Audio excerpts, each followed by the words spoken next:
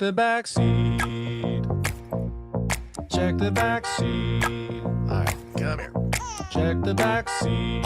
Gets in your head, right? Good. Because every year, dozens of children are forgotten in the backseat of a car by a parent or caregiver. All never thought it could happen to them. But with changes in routines, distractions, or a sleeping child, it can happen to anyone. Parked cars get hot, fast, and can be deadly. So get it in your head. Check the back seat. A message from NHTSA and the Ad Council.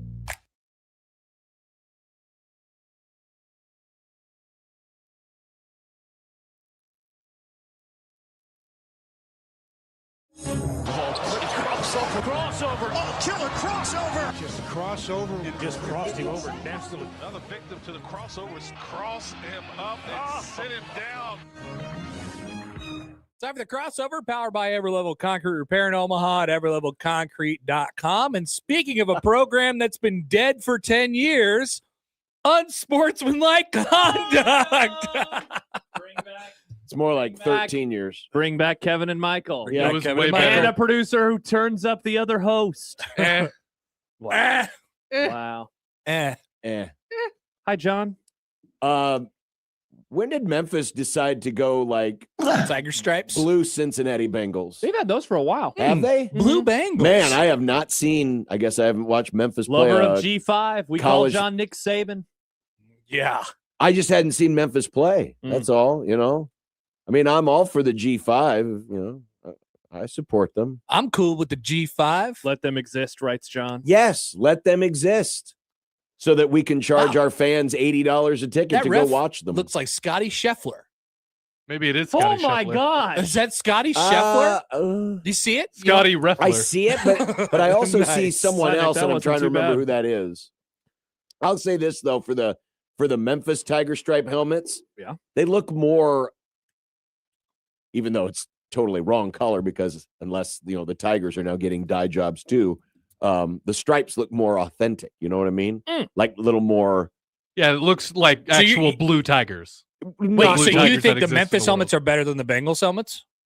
Yes. Except for the blue part. Well, I mean, yeah. I mean, obviously that's their colors. I don't think they're going for anatomically correct, John. I think they're just going no, I for, wasn't. No, whatever looks cool. I'm not talking about the size and their girth of the Tiger stuff. I'm just Not talking about about, the girth. I'm not talking about their stuff. I'm just talking about the shape of the stripes and how it's kind of a little more random. It's not and the shape of the stripe. It's the motion of the ocean. Exactly. I have a like hot- I like them. I have a take. They're pretty nice. I don't know if it's a hot take. It's a take. There shouldn't be 4 letters before the word bowl in the bowl game name. The Union Home Mortgage Gasparilla You mean Bowl. 4 words? 4 4 words. words. I was Yes. like 4 letters. That's a I meant words. I said It- letters. it- 'cause So I'm you dumb. want Union Home Mortgage to change their company name? Union Home Mortgage. or maybe just call it the Union Home Mortgage Bowl. Wait a second. Union Home Mortgage. I think this was the company. I got remind me to DM Farron Union Home Mortgage 3-pointer. because he had a call during Three. the Cleveland Detroit series because he was doing the wild card Yeah. series. Baseball. And when he was describing it. a play, I think it was, I can't remember. I think someone crashed into the wall to make a catch. And he was like ultra specific by saying, yeah, he crashes into the Union Home Mortgage side in left center field. Oh, nice. And so I jumped on my phone real quick and said, as a representative of Union Home Mortgage of Cleveland, we want to thank you for the extra, something. So we're having fun with it. But I think that's the company, Please- Union Home Mortgage. Please take this text as a token for $100 off of your next mortgage payment. payment. Your For next Union mortgage. Home Mortgage of Cleveland. $10 off your I had an mortgage. idea though during the Awesome. break that I think, because ESPN basically owns all these bowl games. now. Yes. It's their inventory, and they're played in these, large stadiums in front of gobs and tens and There are tens, dozens of- tens and tens of fans. They should just move all the bowl games to where they played the NBA bubble. Obviously, it'd have to be a bigger bubble. 'cause Bring it's back football. COVID, says So John is going for Disney Wide World of Sports. Yeah, and they'd Mega Bull Bubble. they'd save a lot of money. The Bull Bubble. Yeah. I think this game is at the Tampa Bucks Stadium, isn't it? It It is? looks like it's Tampa Yeah, to me. because Gasparilla is Tampa. Yes. I'm pretty sure this is at the Tampa Bucks place. Raymond James with the big boat. And they Yeah, see, I already think I host saw a boat. the formerly known as the Outback Bowl. The Outback Bowl. Yeah, I'm with you, John. Let's do it. Let's do the bowl bubble. The bowl bubble. So 3 games every day. Yep. For an entire week. We knock out all the bowl games. Yep.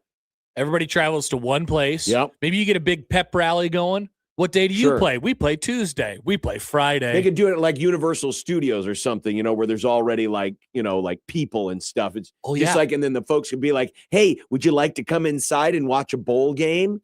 And most people would say, what's a bowl game? Oh, it's just What's a bowl game? It's a lot of second and third string college players playing against each other. No, that's okay. And then they move on to, Dumbo's Wild Ride. But maybe someone will take them up on the offer and then they walk in. Think about the tampering.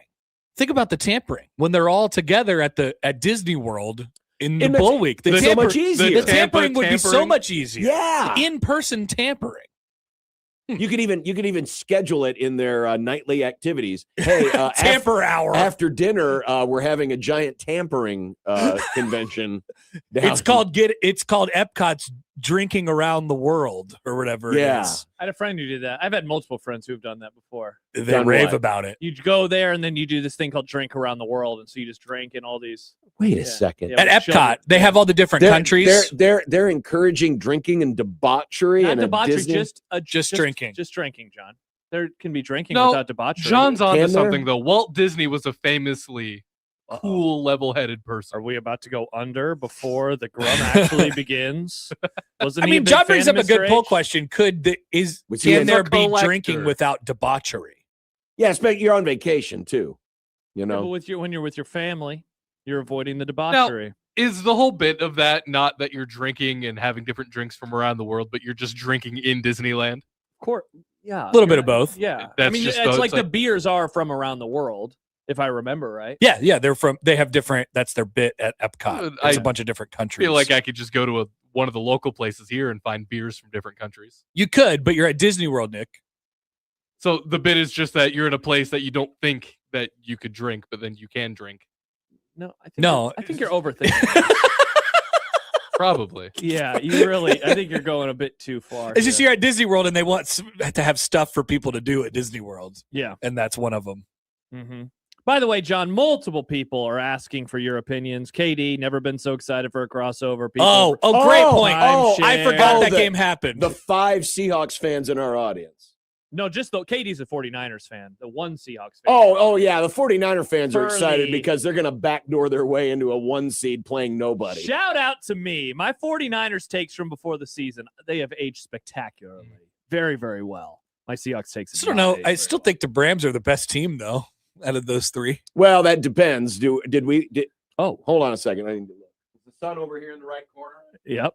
Did the sun come up today? It's John's John. wondering. I don't see him yet. We haven't launched our special teams coach into it yet. He is the Matt Eberfluss of special teams coaches. That was the only time when Al got a little. He may have stood up out of his chair. He may have raised forward from his seat when Rashid Shaheed took back the punt return. He didn't raise. Oh my forward when goodness! Puka scored. Whoa! A touchdown. A touchdown. From- I guess the Rams are gonna win. from Puka. There was a second that I thought, does Al remember that you can't walk teams off on the first touchdown? He was I probably almost- uncertain. yeah, because there was like this pause in it. And then Herb Street calls Sam Darnold Sam Bradford at one point. That broadcast is so bad. It's not Al. good. It Al is still so- sounds good, but he's so unexcited to be there. I hope, and I've not talked about this with Kevin, but I hope his agent is just working the Amazon phones. Like, we got to get our. That would be awesome. We got to get Kevin onto the Amazon Thursday game. That would be needs to awesome. be the goal. I would love Thursday. It Night would be Football. so good. Yes. Oh my gosh. Al Kevin is and terrible. Kirk Herb Street. No, not with Kirk. Get Kirk back to college football. Kirk is overworked, man. Kevin I think and Kirk so, on Josh. Thursdays. too tired. Yeah. He is. He's way too He doesn't sleepy. have any time to care about the NFL. He doesn't. Kevin would make Thursday night football entertaining. Jeff writes, I blame Josh's tweet for turning the game off early and watching Pluribus. No, you were right, Josh. Sam Darnold still sucks. He didn't do anything. Did you see this tweet? So I said. No, I did. I was not on Twitter at all. So Smart. It was Yes. So when you went up 30-16, right? That was the score. Because he 14. threw a horrific 30 to pick. 14. Yeah, 30-4. That's what it was. 30-14. I said they're going to get a stop, and or once the Seahawks get stopped, I'm turning this You're game gonna off, go and watch I'm going the to watch game. Pluribus. And so and at this point, also McMaster says something about how he trusts Sam Darnold, and I'm like, well, he's going to throw another interception. Because we had been talking about it throughout the week, and he was like toying around with the idea of like, oh, I think I'm going to pick the Seahawks to go to the Super Bowl. And I said, you remember that Sam Darnold is their quarterback, right? And so this all came up. Yeah. I was like, you need to remind Yeah. McMaster that he's going to throw picks. Yeah, and then he And did. he did. So I literally went upstairs and I said, hey, He threw another one after that. Yeah, I was like, the game is over now. They're up multiple scores. You want to watch Pluribus? She goes, I'm finishing the chapter of my book and then we can watch it. And I say, perfect. So I went back downstairs to take Banks out one more time. And when I get down there, I hear the noise from the TV. I'm like, that sounds like a happy crowd. What has happened? Sounds like Al Michaels maybe said something. And it was the punt return. And I texted her. I said, never mind. Because then they got the ball back immediately. I was like, I guess I got to watch the end of this game. Yep. And then there was another 90 minutes. And then, we stayed up late. We watched Pluribus very late. Oh, wow. I was watched up it. till midnight. It was on the a season weeknight. finale, wasn't it? No, there's one more. Okay. One more. Last night was good. Last night's episode. I'm excited. I'm going to watch it tonight, I think. Sorry, John. John, any thoughts on instant replay, backwards passes? I did want to know, how you felt about things of that nature. Well, I mean, technically, is it the right call? Yes. But the rule is so badly broken.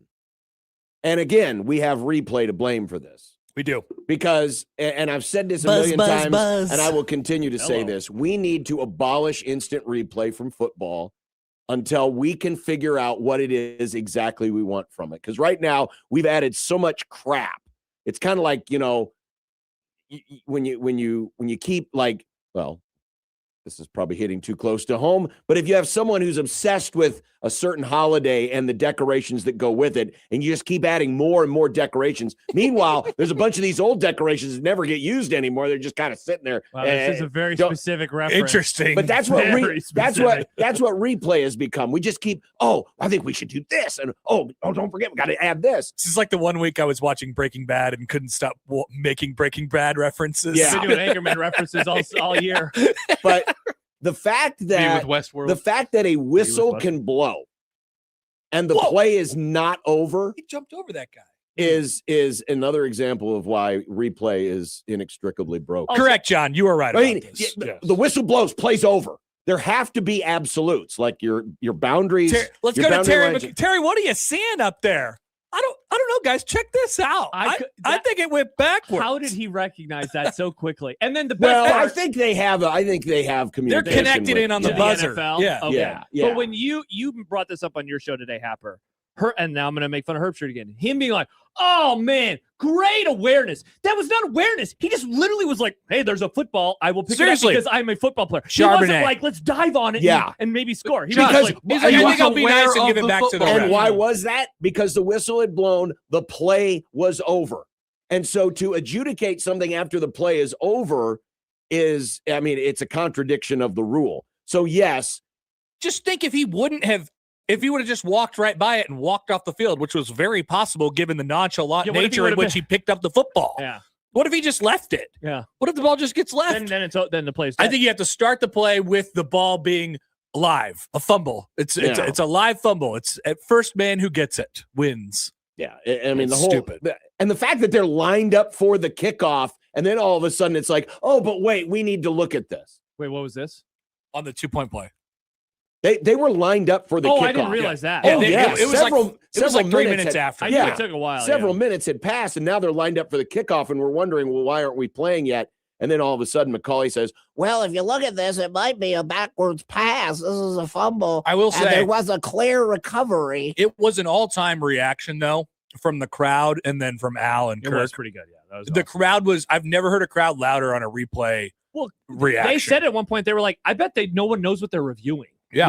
And so at a certain point, I did hear a noise before they announced it. And so the video board must have been like explained at a certain point, like, we think that this is going to be a touchdown. Previous plays under review. Because somebody was at the game texting a friend from home, like, what is happening? Why is this taking so long? And so the word probably started to spread around the stadium. But that was a pretty good reaction. Pretty good reaction.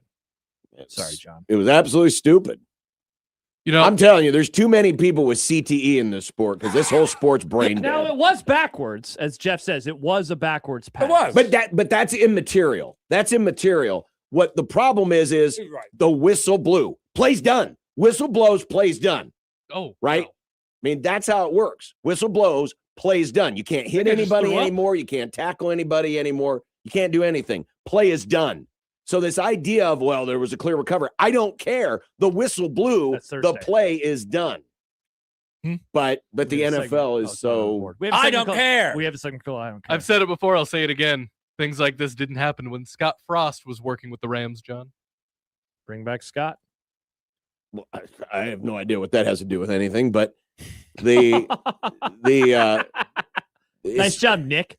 I don't Steve Sipple, Matt Rule. He just went after you. I don't Tighten know. it up, Nick. Yeah. I just watched this NC State player throw up on the sideline. Yeah, do you see what happened to him? He got smoked. Oh, geez. He got like right in the core. He got Yeah, hit he got really hit. hard, and then he went over and puked In the jewels or in the core. in the In the tum-tum? tum. Right in the core. And because he's probably a fourth stringer, hasn't played all season, you know, it's That's right. Now kind I of will- like when you exercise for the first time in months. Now, I will say this, John, because, my goal with the playoffs is for the Eagles to get eliminated as soon as possible, right?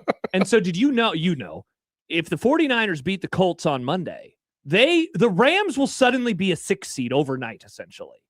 And that could mean, Gives us an Eagles-Rams situation. John, that it's would be time the- for you to get revenge, That would be the John. quickest path Well, to an Eagles Come elimination. on, John. Yes. Don't let me down now. Uh-oh. Oh, no. Hey, Who's he calling? Terry Mike. McCauley? Mike, Mike? yeah, Mike yeah. Pereira? Would you like to coach for a winning franchise and not a mediocre one? Mike. Need you to call Sean McVay right away. Mike. Thanks. Yeah, Mike stop McCarthy? Stop jumping around and tackling your own players. Thank you, Who's Mike? Mike Eckler. Oh, okay. Okay. Okay. We need I Mike would've called him Eckler Eck. stat. You Okay. would call him Eck? Well, Because for me as to I have understand correctly faster. surmised many weeks ago, the Achilles and our fatal flaw that will You've kill been us saying it for is months. our abysmal special And teams. people forget Definitely. the Rams lost to the Eagles because of special Three teams. of our 4 losses. Three Of our 4 losses are due in large part to special teams. That definitely won't bite you in the playoffs. What's the one where it wasn't special team? The 49ers Panthers. one? Oh yeah, Panthers. Yeah, that's just called a old-fashioned butt whipping, Josh. Oh Yeah, man, literally, you can trace 3 of our losses back to special teams. It's been abysmal all year. It remains has been. abysmal. And, What was the special teams issue in the 49ers game? Well, they missed a PAT. Oh, that's right. Because I think about it as the fumble at the goal. No, I missed a PAT. Yikes. Game would have never been in that spot necessarily. Wouldn't have gone to overtime without. that. But anyway, What a game. What a game. It really was a good. it sucked. It's one of It those wa- games where you it get to was the a offseason and you're horrible like, game. man, I'm happy that I How didn't turn on Blurbus. how long did you watch the Amazon postgame show? How long No. do either of you guys Immediately I watch? turned it off so I Okay. could go watch Blurbus. 0.5 seconds Yeah. after Skippy, the 5th string tight end, caught the 2-point conversion. That TV was off. Skippy. Is Skippy. I like that. By the way, non-Skippy, the other tight end, he was the one who was standing on top of the thing and shouting at everybody afterwards. You guys probably turned the TV off. Anyway, I so- did see that. That was so a the pretty cool Amazon shot. postgame show could be 12 hours. I don't know. It Hurley goes says I watched the entire Amazon. it goes postgame show. forever. It Yeah. goes forever. And Yeah. so it goes to the point where they have McVay's press conference. Okay. And McVay, they're asking him about They're asking about Puka. They're right? asking about Puka, just nonstop. Was it the ref Puka stuff or the other Puka? the stuff? ref Puka stuff, and Okay. then 'Cause kind of a little bit the other Because he Puka tweeted stuff. about him last Yes. night again. Yes. Oh my god. But then he deleted it. That's nice. He loves doing that. I mean, and they then, did suck. so Spot then- the lie. Then they come back to the giant table where 100 people are sitting at for analysis, and they're all former players. And so Richard Sherman and Andrew Whitworth and Fitzpatrick, and they're all like, "Yeah, I don't really get that line of questioning. That's pretty garbage." I mean, so they talk about that for 15 minutes. They're like, "We're going to talk about the game at all." They just talked about the presser. Yeah, and Sam Darnold is like, "I don't really know what I'm doing here. I didn't do anything in the game." I threw 2 picks and I could have proven Josh right. But instead he went out and won. Mm-hmm. Weird situation they got going on there. Yeah. well, I mean, they got to justify the Hey, I will say broadcast. this. When they showed them on the sidelines, was it before halftime? And he goes, "Oh, it looks like she just went on a shopping spree." Yeah. I laughed so hard. And she like covered her face. Because she obviously had it in her ear. Oh, yeah. That was legitimately a funny joke. Well, it because was. she had all this stuff that looked like it was just off the rack at the store. Al does not care at all. She looked like she came out of Saks Fifth Avenue Yeah. with this with giant the gaudy fur coat jacket She and the was- and hat. the leather cap and That everything. was super funny. It was. Good It was job hilarious. by you, Al. That was great. The one good thing that Al did last night. Yeah, if you would have told me that Al made an old man joke in the neighborhood of Chris Thompson, I would have been a We little would have been concerned. worried. It was actually Yeah. pretty funny, though. Yeah, good job. And not problematic at all. No. Good job by you, Al. Yeah. Wow, that was wild.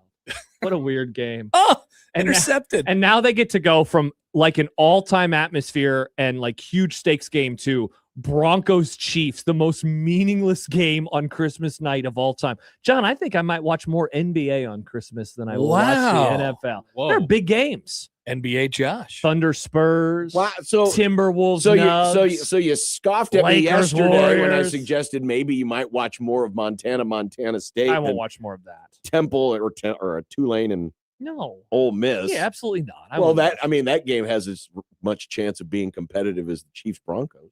Well, probably actually, Montana, Chiefs Montana Broncos- State will probably be pretty close. Yeah, for sure. but no, I'm saying Chiefs Broncos. It might be competitive. If Chiefs but- Broncos was on opposite Montana State, I'd watch Montana State. But Ole Miss Tulane's gonna be close. Ole Miss Tulane's going to be close? Oh yeah. Okay. no close. What's close? Closer than the spread. Which is 16? Which is 17. 17? I think it could be like a 10-point game. Yeah, But what like, is it a close 10-point game? Yes. Or, Like okay. yeah, it's like Ole Miss is They need stressing. something to happen late. Yeah, I think so. Are I you don't- are you I don't think working? that- Are you working on behalf of Lane Kiffin? No, I just think that first game that they played this year, Tulane, like nothing went right for them. Absolutely zero things went correct for them. And I do think that It was not the having first game, wasn't it? second, I believe. Yeah. It was super early. Because remember, Retzloff got there like one day before the season Bingo. started. Yeah. Bingo. And so that, and like, I don't think that we can say Lane Kiffin is awesome, which he is, and then say, and it won't really affect him. Like, that would be weird if a coach leaving wouldn't affect a team. But what if it affects them positively? Maybe Yes. it galvanizes them. Mhm. But galvanizing can only last a few drives. The positive, can you galvanize your way into a fourth quarter win if it's close? I don't I have never heard that philosophy before. You can What? only galvanize for a few drives. It's a new phrase. I just came up That's with it. brand new. Like, you can only Is there go like off is of- there like a meter in the stadium, like on Sure. your video games How when you're running out long- of our galvanizing is down to 2%. We We better hit find the something galvanized to station. re-galvanize. Our Quick, someone retire. Where is the galvanized juice? Has anyone had a family member die in the last 6 weeks? Instead of a gas station, it's a galvanized station, and they have to fuel Then the up. running back breaks into the clear, but he runs over the little galvanizing star on the middle of the field, and all of a sudden the galvanizing meter goes. Super Oh, we Mario. got 70% galvanizing. How long I- does one galvanized last? Mm. It's a great question. So what's the galvanizing meter for Utah? On Oh, I The think their 31st. galvanized meter went down because Whittingham's not just, He just doesn't- retiring; he's just quitting. They're pushing him out. Yeah. Do they play for him and against the university? What's going to so happen? do we also have an anti-galvanizing meter? Could be degalvanized. Degalvanized. Yeah, that was the end of the Scott Frost era. Right. They were not. Oh, maybe they were galvanized against him. Let's throw this game. and Let's see Okay, what but throw that's this. still galvanized. that is galvanized. I don't know. Or what was it? Degalvanized. Degalvanized. That's the Chiefs on Sunday. They are degalvanized. They just want to go home. Yeah. They want to go to a beach. That's the best description of Yeah. of a team that is degalvanized. Yeah. The Chiefs. You don't think they could be galvanized behind old Minshew mania? For what? What's the purpose of being galvanized? So that Minshew can get a big contract next year with somebody else? That I guess. Would Hey be guys, I've still got a career. Someone remember that Matt Flynn guy? He got a big deal the next year. He did. Matt Flynn. That was a great and time. then Russell Wilson beat him out for the job. Yeah. Instantly. That's amazing. Yeah. What It was like life. a It's almost as if a $million. guy who goes off for 500 yards passing in a meaningless game maybe isn't as good as you think. Was it greater than $100 million? No, it wasn't that big. But it was a big contract. I'm gonna find it.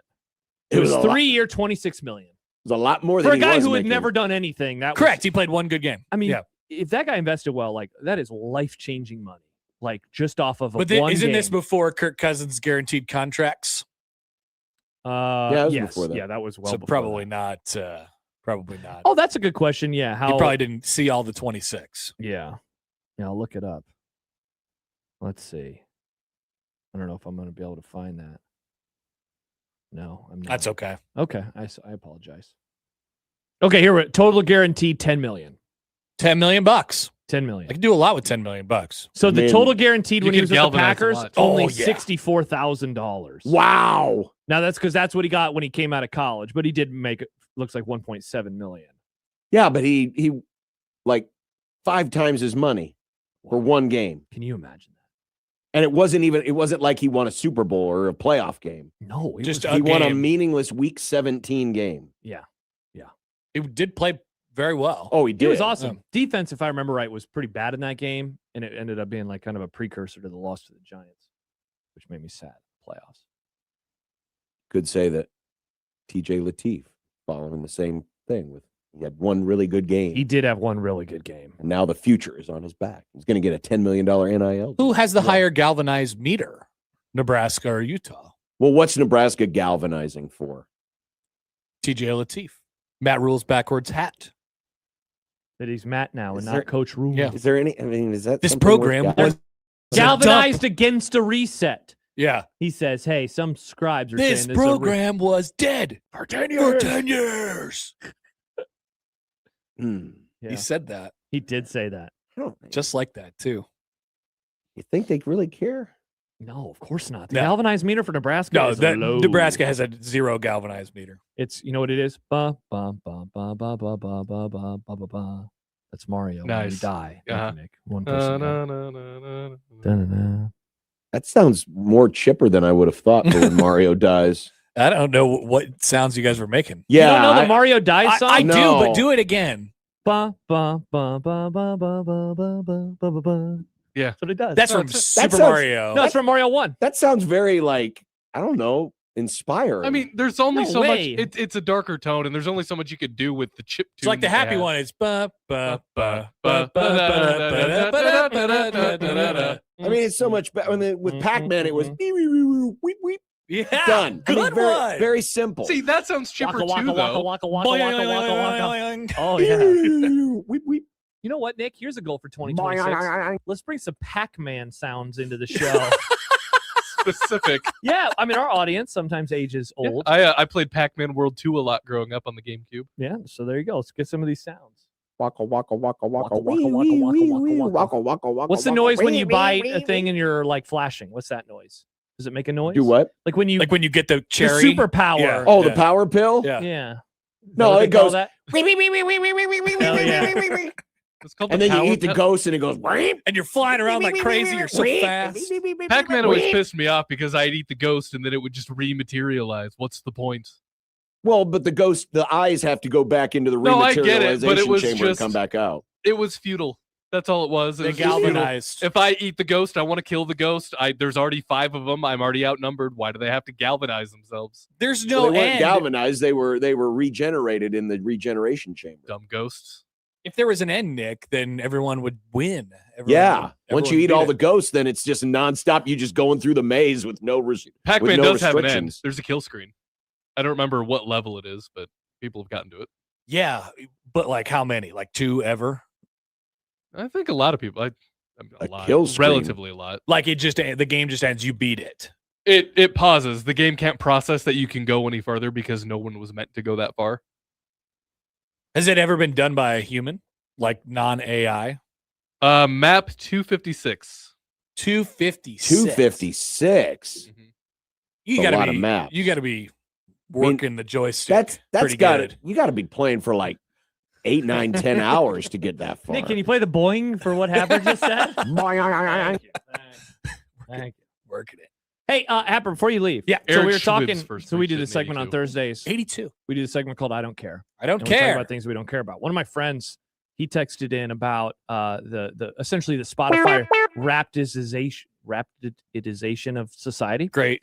What do you? So I figured that would be something you'd be in on. Like Uh-huh. you don't care about it. What do you Uh-huh. guys think of this one? So he just texted me. His home security system has sent a wrapped year in review. Okay, I'm on his side now. What do you do with that one? Hey, check it out. Wait. What does it send you clips of yourself? There Tips and are clips. in the screenshot. It looks like there are 8 dashes up top. Like, what are they telling him? You went in and out of the front door 100 times. That's awesome. I love that. You actually like this? Yeah, huh? I love that Why one. do you want? Why do you need Because that? I have stat? this dream, like if we get advanced enough as a society, I want everybody to have like a running log of their life. Like I want to know how many. Me too. I We want are to know how getting many closer to that. sandwiches I've eaten. How in many my life. pieces of Popeyes? I want to I've know how had? many times I've taken a dump or something like that. Like that would be great stats. What was the lowest resting heart rate I ever had? So like how many times I walked in the front door? I would be fascinated to know. Average steps in my life. There's Yeah. almost a 0% chance that we're gonna have smart toilets within the next 20 years that will give you a dump wrapped yeah. at the end of the year. Wow, that is incredible. That sounds great. You Dump You need need rat. the this good bad many gallons. teammate thing from the yeah, the scale. Yeah, you could do that with your urine. You are a bad guy. Yeah. You should drink more water this year. Interesting. John, So what I'm do you- actually in on this. You're in on this one. Yes. Okay. Yeah. Wow. And I'm not necessarily out on the Spotify rap thing. I'm just out on everybody like sharing it. Even when they say Connor Everyone, Rapper Show is my number one. that's nice. Yeah. That's nice. We'll share it. Yeah, I like when people say that. Yeah. I like listening to you. Thank It you. is nice. It's I a don't nice- think we've gotten any of those. I think people hated us. No, there were a few. Not in 10 years. Yeah. That's true. God, bring back Kevin and Michael. Yeah. That show was so much Kevin and better. Michael. They were also way serious and they never joked. Not at all. No. And the coaches were They love always the called Huskers. coach. There is a funny world where they are covering this administration in Lincoln and people hate their guts. Oh God, they have a dog picking up the kicking Oh, tee. cool. Happer says, I don't care. Oh, Good look! dog. Is that a? Is Oh, that there, a it's take a dump. it's a What a GoPro. It's a good boy. GoPro on his back. Oh, they'll definitely show a replay of We that. need more GoPro of the dog. There's the dog to human ratio in that ballpark is pretty. It's closer than you think. It's close to 1 to 1. There it is. There's the big old pirate ship over there on the left. There it is. Oh yeah. Look at that. Just what I needed. A graphic on the famous Idaho Potato Bowl Idaho. preview. Wow, NC State's dominating. Isn't it weird that the college football playoff is this weekend? I'm not like I don't It know. is. It just feels kind of almost shoehorned in. It does. You know, like I It don't does. know. It's almost like the college football calendar is broken. There's a couple of times this week where I was like, "Oh, that's right." There's a playoff game on There's Friday. playoff games There's this literally weekend. a playoff game tonight Yeah, in like but it 4 doesn't. hours. But it doesn't feel like it. No.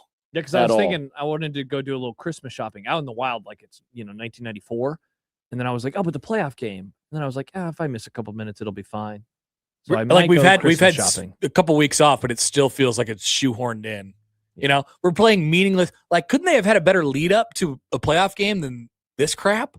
It's so dumb. Something like that. Like, but they put like somebody big in this game. That is the cool part about Nebraska's bowl game. Nebraska's bowl game, playoff game. That'll be fun. Nebraska's bowl game And then there's is the lead in for a playoff game. yeah. Look at It that. is? Yeah. Yeah. Which one? It's the I think, next round, right? Yeah, it is the. Let's see. Ohio State versus blank bowl. And Ohio State gets the winner of what? They get the winner of. they're the two- three of A&M and Miami. Miami. Wait, they're playing that game in the middle of the afternoon? No, Well, it's New Nebraska's Year's at Eve. 2:30. Oh, that's right. I keep thinking it's 12:30 because I'm thinking Vegas. Yeah. So they're playing at 2:30, and then the quarterfinal will be on at 6:30. So I mean, it'll end, and then it'll basically be pregame coverage. And they're on the same network. I don't want Nebraska to play. how though. if it goes to awesome. overtime, And then like they three just, overtime. and then the ESPN just just cut it off. decides, you know what? We got to hear from Nick and Des and the boys. So We'll put it on ESPNU. We're gonna put the rest of this game on ESPN Plus. Oh, that would be so That'd be great. funny. That'd be so good. I mean, would by be that so point, bad. the galvanized meter for Utah might be running out, so it might only be 73-3. Yeah, for sure. Wow. So you'll be hosting Big Red Overreaction during a playoff game. Oh, that sucks. Well, we're gonna fly through that sucker anyway. Are you? Totally. Oh yeah. You are hosting with Gary. Wow. That's not going to be a fast The show. two fastest men on 1620 the zone. That ain't true. It is when I hit the hang up button on my tie line. Show's over, kids. Click. Bye. Good night. Oh, you're not even going to come in for that one, John? What if Gary needs a pal to hang out with? He has the I don't even think producer. Gary's going to be here because doesn't he have a basketball game the next day? Oh, no. Yeah, Gary will be in like Brookings or something. John, have fun with your solo show. Hey, that means he even goes faster. Wow. Is Matt Rule going to do a press conference after the bowl game? Is that Of course just normal he will. procedure? Yes, Okay. it's a football game. It's the same as every football game. And it won't be inside of a tent with a train. Well, maybe actually it might be because they might say, "Oh, I'm sorry, coach, but contract says we have to go do this inside the casino at Mandalay Bay." Oh, that would be That would be awesome. horrific. So he's Nick, tell the standing in front of producer the. to pipe in a little casino noise behind Rule or Ooh. behind the whole show. They just started doing I maintenance like that idea. on an area of the Mandalay Bay when we were down there. They put the big tarp over like the center of the casino. Whoa. So I don't know. Maybe it'll just be right in the middle of that. That'd be Jackhammers in awesome. the background. We should have. We definitely need to have the casino noises in the that would background. be so funny the whole time. The media destination is actually in the Luxor. So we'll see everybody over there in 25 minutes. Oh my gosh. You can walk there. Mustache Adam says they should put in a drop of me saying, Blackjack! You're going to have to walk there. They're closing off the whole streets, aren't they? New Year's Eve. Yeah, They do. close off all the streets on the Really? strip for New Year's So Eve. people could just walk on them? Yeah, Yeah. they closed Las Vegas Boulevard. Wow. So Well, because there's that many people there. that could make it faster, actually. The Yeah. sidewalks, you never know where they're going there. You never know where the sidewalks are Seriously, going. the road, at least there's the road, you know? D'Lo quoting Nick, are touchdowns still worth 6 points in a bowl game?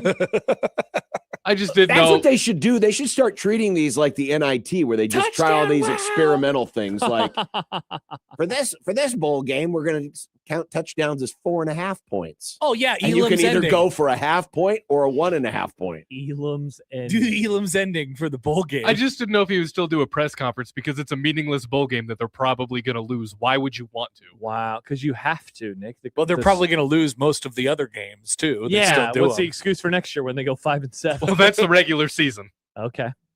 All right. Those games have implications that matter. I mean, of course, because I'm sure there's probably who's the corporate sponsor of this game. Ellen something distributions. Something distributions. It's distributions. They distribute, John. They distribute. So It's like, so what's the Los gift? Hermanos, So the, what's the parent what- company. Yeah, but what's it's like a Madrigal Electromotive. This would be. Lot You know of hot what? sauce. That's what we need to do. From now on, we're going to refer to this as the Madrigal Electromotive Las Vegas Bowl. What was the guy's name? That, Perfect. Air Schuler. Herr Schuler. The guy who was like dipping in the It's sauce. Dipping all called the French. it's French. And Didn't he go into that weird French. bathroom? French. Oh, I French. forgot about that. What was That's one of my favorite beginnings because you're watching this going, why are we What's in going a on? food laboratory and why is this somber looking man dipping chicken nuggets into different sauces? That's one of my favorite parts about Vince Gilligan stuff is like the open. Sometimes you're like, what Where is are we? this? Right. Where There's are been we? a couple of those with Pluribus this year where you're like, I don't know what's happening. And I can't wait to figure out how this is going to tie into Right. the end of the Mhm. episode. Mhm. So is the gimmick for this bowl game, because it's the Madrigal Electromotive Las Vegas Bowl, that instead of the winning coach getting doused in the mayonnaise or the Pop-Tart coming out and people getting to eat from it, is the gimmick that the losing coach has to sneak into the men's bathroom, grab the defibrillator off the wall, rip the wires off, Oh, and no. shock themselves on the toilet? Oh, no. That's the winning coach, or was that No, the losing coach? That's the losing coach. Oh Josh. no, Matt! All right, now they're gonna get him to what was the word that we used? Galvanize. Galvanize them together, Matt. You don't want to do that to Guys, your we're face. down 40 and coach is going to have to electrocute himself. We've got to come back. Oh my gosh! Wow. I can't wait for you to make all these jokes on overreaction and Gary be very confused. It's gonna be awesome. Yeah, they're doing it now, Gary. They are going into the bathroom. hey, why is this press conference so echoey? Sounds like they're doing it in a bathroom. Oh no, Matt, don't go for the defibrillator. I don't know if we need any, Nick. I'm gonna say it. Happy New Year. Oh, yeah. One more for the pile. It's already been scheduled, but sure. One more for the pile. Put it in for next year. wow. Put it on the But extended. man, if I see Lydia doing the sidelines for this game, I'm going to be real nervous. Oh man. Oh, all right. There All you right. go. There's your crossover. See you tomorrow. It's powered by. Not me. Not you. I'll be on my couch. I'll see you tomorrow night. And we'll see you tomorrow night. I'll be there. I want you to go interview all the new students that the Creighton's recruiting, the ones that got the package to sit in the student section. Oh, great idea. Good idea. I'll be there very early because I'm doing the women's game tomorrow, so I don't know what I'm going to do for several hours. Here's Madge and Merle who got these tickets, and they're sitting in the student section. Is that 1? Are you on at 1? Yeah. All right. Yeah. Wait, I'll what? watch that. He's got the women's, game. Oh, you have the women's on ESPN Plus. That's awesome. Mm-hmm. Who are you doing it with, Rob? Shrine Dog. Shriner. Nice. We decided because I asked him what we should wear. It's always an important question. What's He's the a answer? big, sweater over the thing guy. Yeah. I don't have that. Sweater over the thing. So sweater over like a dress button down shirt. or whatever. You don't have a So- sweater? Not like a cat, not a nice sweater. So what are you going to wear? We're going with suit jackets, unbuttoned, no tie. Oh, wow. Casual. Yeah. Business kid. But also a Business little casual. dressed up. Yeah. What's more dressed up? It's like I'm dressed up, but I'm here to party. That or if you have a quarter zip with a tie on underneath. Quarter zip with a tie feels a little try hard. That's what I do. Screw you, Nick. You don't need a quarter zip and the tie. I think it looks good. You can't even see the tie. Yeah, you can. If Except like maybe a little bit. it's a quarter zip. If you have the zip all the way down to like here, then the tie shows. I don't think a quarter zip it goes with a tie. Well, if it's more zipped down, it's less casual. Yeah, I think Or I mean, it's more casual. I'm sorry. I love ties. And with it's quarter easier zip. access than when Josh goes into the restroom to get the defibrillator. That's true, Zip it Nick. down and put the wires up and You didn't think about that, did you, Nick? No, I didn't. You're right.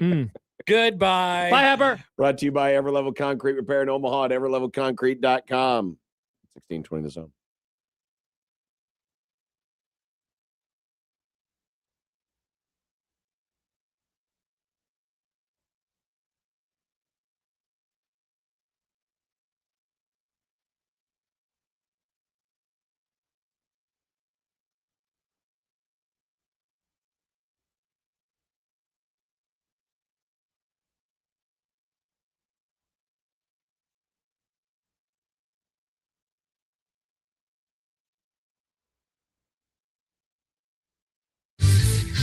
Your Omaha area forecast from the Boys Town Ear, Nose, and Throat Weather Center and KETV News Watch 7.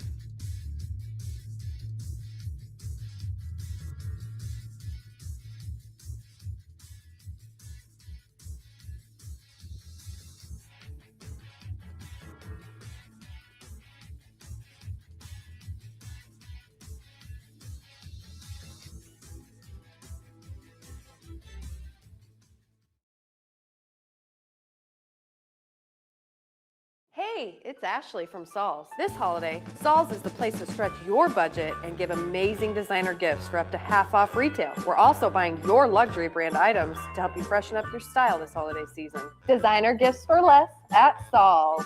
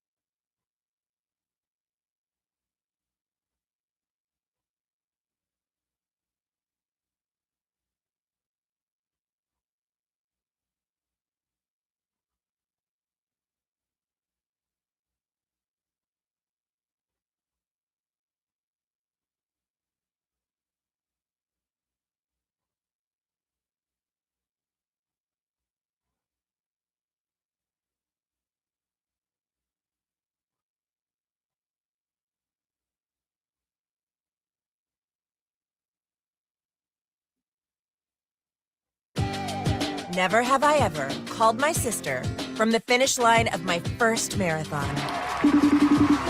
Hello? You won't believe where I am. Are you running? Mile 26.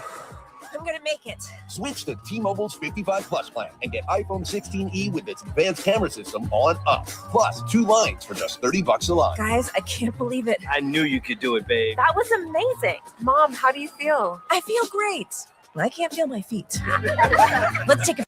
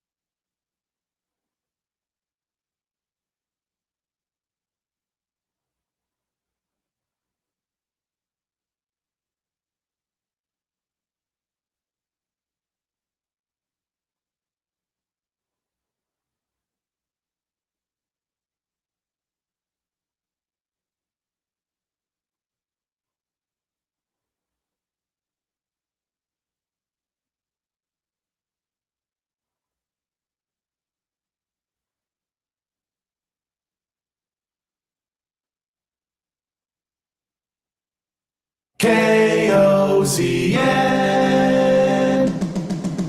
Unsportsmanlike conduct on 1620 The Zone.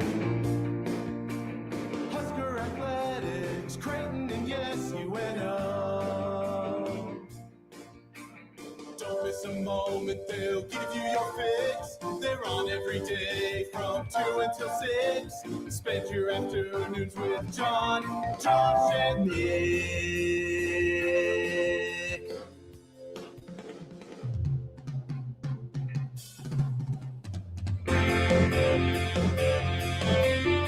John, Josh, and Nick. They'll show you what sports talk really is. Oh, it's Friday and it's a playoff weekend? John, it's a playoff weekend. It's a big game weekend. There's college basketball games that people will watch. And we're going to talk about it. Unsportsmanlike conduct on 1620 The Zone. Husker Athletics, Creighton, and yes, UNO. Is this the least exciting playoff weekend you can remember? I mean, honestly, I don't remember much about last year's either, come to think of it. I do. I don't remember much of Notre it. Dame played Indiana on a Friday night. I was excited for that game. On the Saturday games, Penn State played SMU in the early window.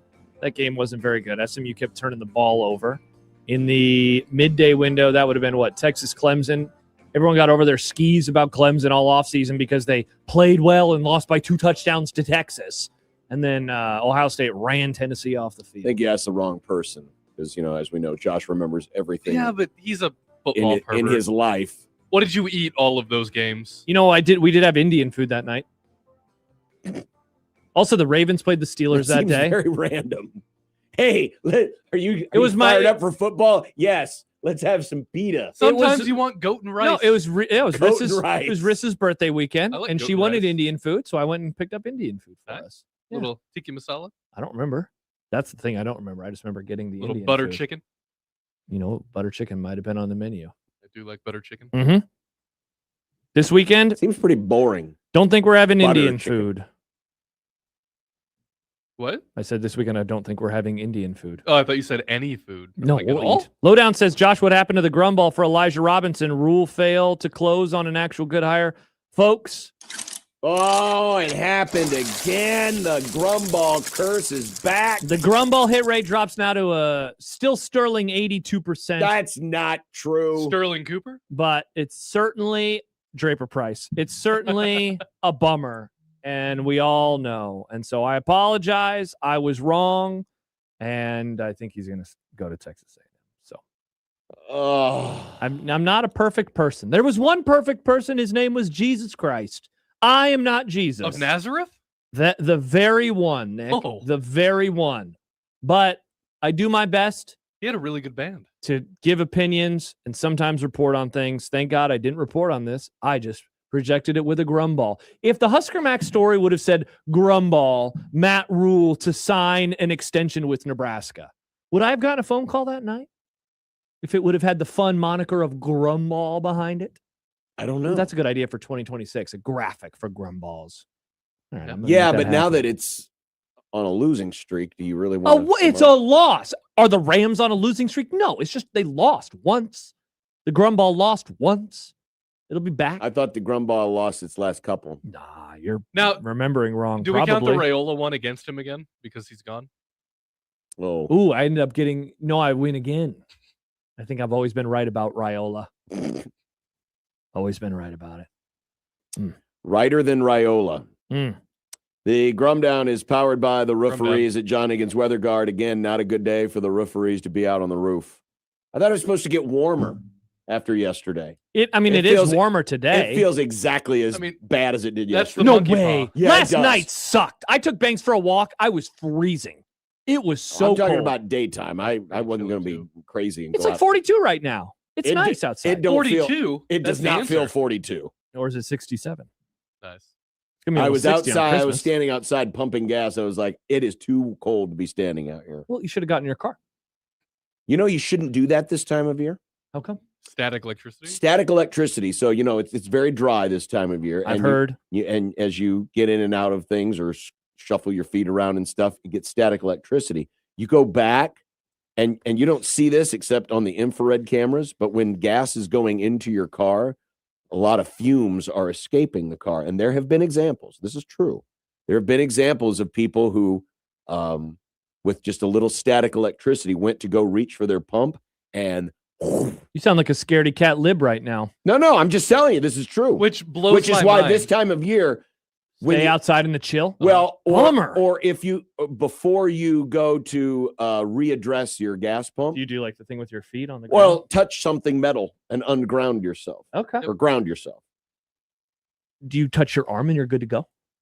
It's underneath all this. I don't know if that works. Yeah, I don't know. I think you have to touch metal. I think You have to that's actually the bit. touch it? Yeah, you just go over to the Slice open your arm, maybe touch to the it. side of the gas pump or something, and touch it and ground yourself. That way you don't spark. Okay, good to know, honestly. That stuff like that is very good information. Thank you. Things that you should be taught growing up that a lot of people aren't taught. Yes. And yet And I still catch people smoking while they're pumping their gas. Now that's pretty wild. That's insane. That's pretty crazy. I mean, it's rare to find people who are smoking, period, anymore these days. It's making a comeback among Gen Z. Wait, it is? Your generation is the dumbest. God oh my dang. gosh, what a bunch of idiots. Why? Don Draper didn't write that letter so that you could come back and start smoking. That's where are you at now? Have you started season 5 yet? We're close. Wow. They are flying through Mad Men. I guess. Schaefer almost spoiled some of it the other day. He goes, man, I really love that scene when, and he started saying some characters and I knew where he was going. I was like, stop.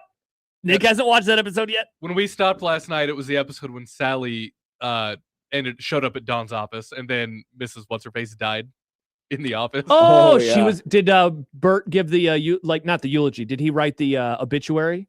Has he said what he said about her yet? About how she was an astronaut? Yeah. God, that is such a great line. It's a really good line. Yeah, she was born in a barn and she died on the whatever floor. She was an astronaut. Uh-huh. God, I love that show. I need. He should work in marketing. He should work in marketing. Well, never mind. Okay, you guys call me a weeb. Bert, he's a weeb. Was he? Yes. What did he do? If you ever looked at his office, it's full of like Japanese culture and all of that. It is full. He's a weeb. He took off his shoes, right? Yeah. He did take off his shoes. Then when the Honda people came over and he was giving them all these tips and tricks about You know Honda. who is not a weeb? Roger Sterling. Roger Sterling. He was like, can we fight? Yeah. Let's do this again. It's World War III time. He did have some incredible jokes in that episode. They all do. Grum down. Oh yeah, what's going on with the Grum down sorry. today, John? The sea chickens are now the top seed. Yay, Mm. whoopee. If a whistle blows, does it mean anything? It's not a reset. It's a tweak. By the way, I received an email about Matt Rule that I want to read when we get to that topic. Okay. That is a listener. He's saying it's time to move on. Wow. Kind of. I'm paraphrasing. Is it you? No, Nick, it's not me. I'm not saying that. Don't put it on the internet. Huskers announced 2 new staff hires. And you're pumped about one of them. Yeah, you've been talking about it all show on the boy. break. Kent's Movie Club this week. It's Knives Out. Wake up, dead man. Yes, this is the movie where they starring the Undertaker. Nice. Sits up and then the movie's over. He was my favorite wrestler. Did you watch it last night, Nick? I did. Nice. Looking forward to half of the college football playoff first I round. thought you were pumped for that Oregon game. I'm not. I won't be able to see it. So just because you can't watch it means that America can't get excited about it? I'm sensing from a lot of people America's not excited about it Nick because Saban one certainly of is the not. teams that are playing in it. How many playoff bids will be taken up by Sunday? There's a lot of playoff things could be decided by Sunday. I know. End of Sunday. Uh-huh. Super Friends Roundtable, and it's a cross-strain One Beer Friday. They brought a ton of stuff yesterday. They did. I wish they would have brought something that could help us build a fire so we can stay warm in these frigid temperatures. It's 42 degrees outside. It don't feel 42. And that's not even an ad. It don't feel 42. It's windy. It's still windy. Exactly. It's It's so bad if it cold. weren't for the wind. Exactly. I'm getting sick of this crap. Wind is so annoying. Yeah, you get 60-degree Christmas though. That's It killed one of our blow-ups. I don't know where. What? Yeah, one of What the happened? Christmas decorations. The motor's dead. Well, don't worry. You got other Did Christmas it kill decorations. that Frosty or the apparently... snow globe? It was one of the Santas. How many Santas blow up? do you have? Santa baby. Well- 1180? Yeah.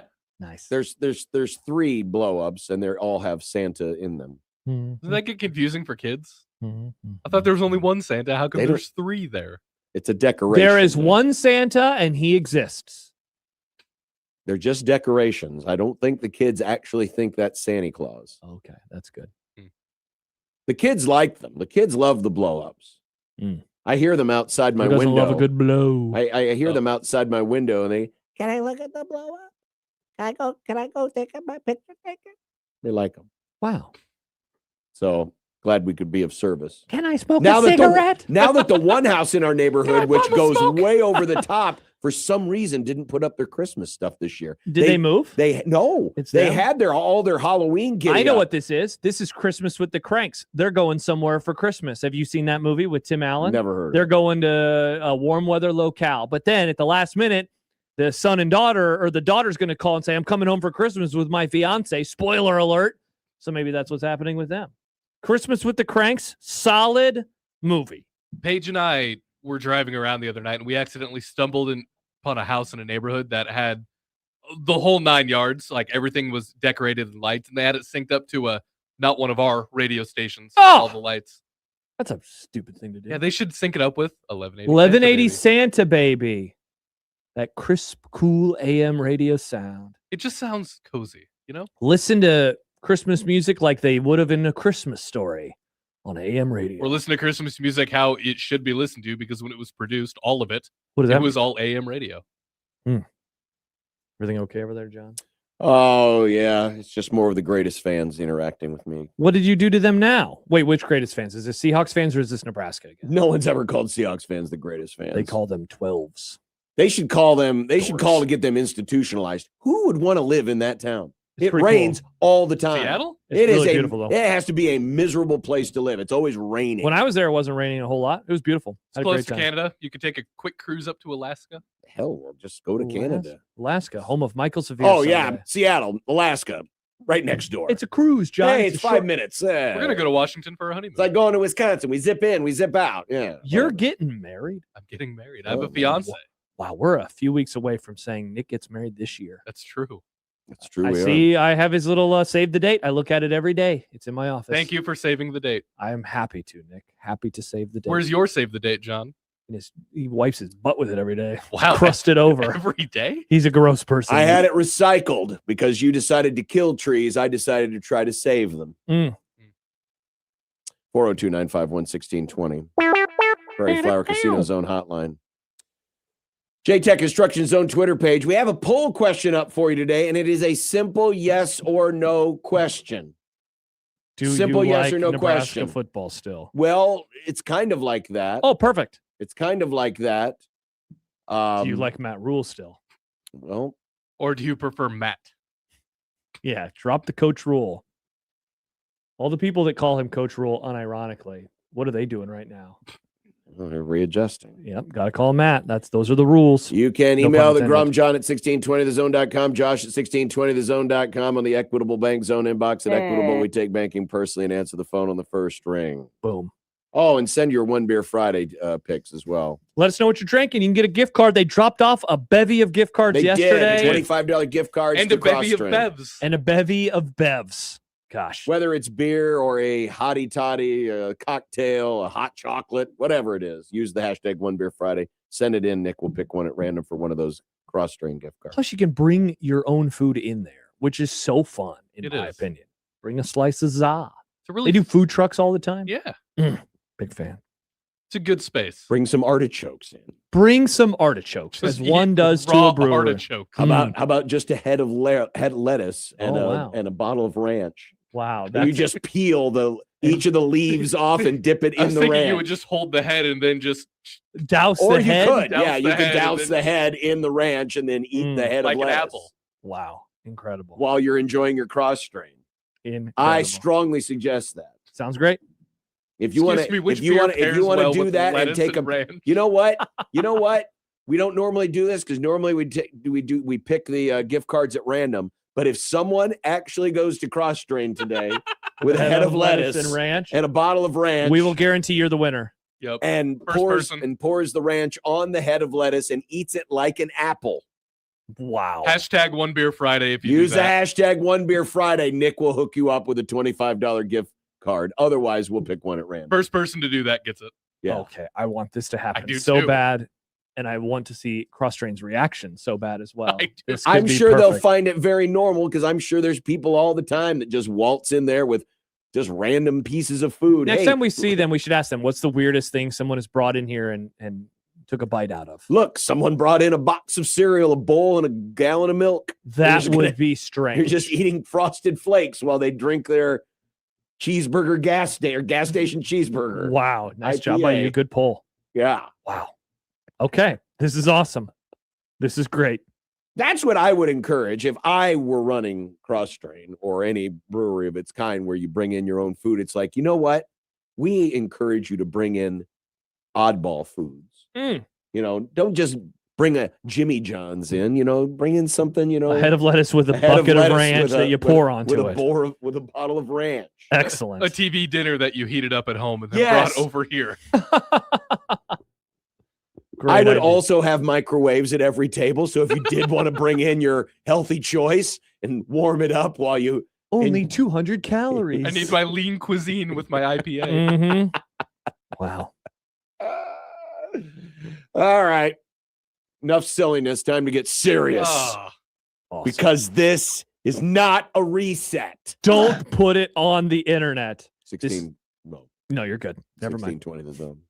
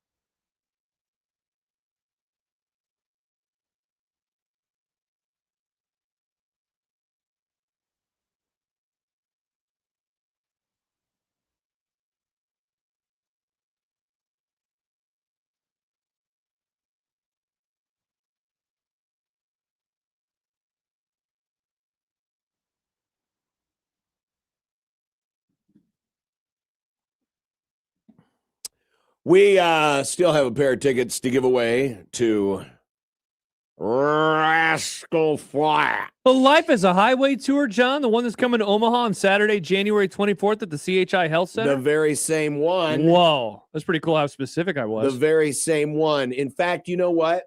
What? Caller 800. Let's do this.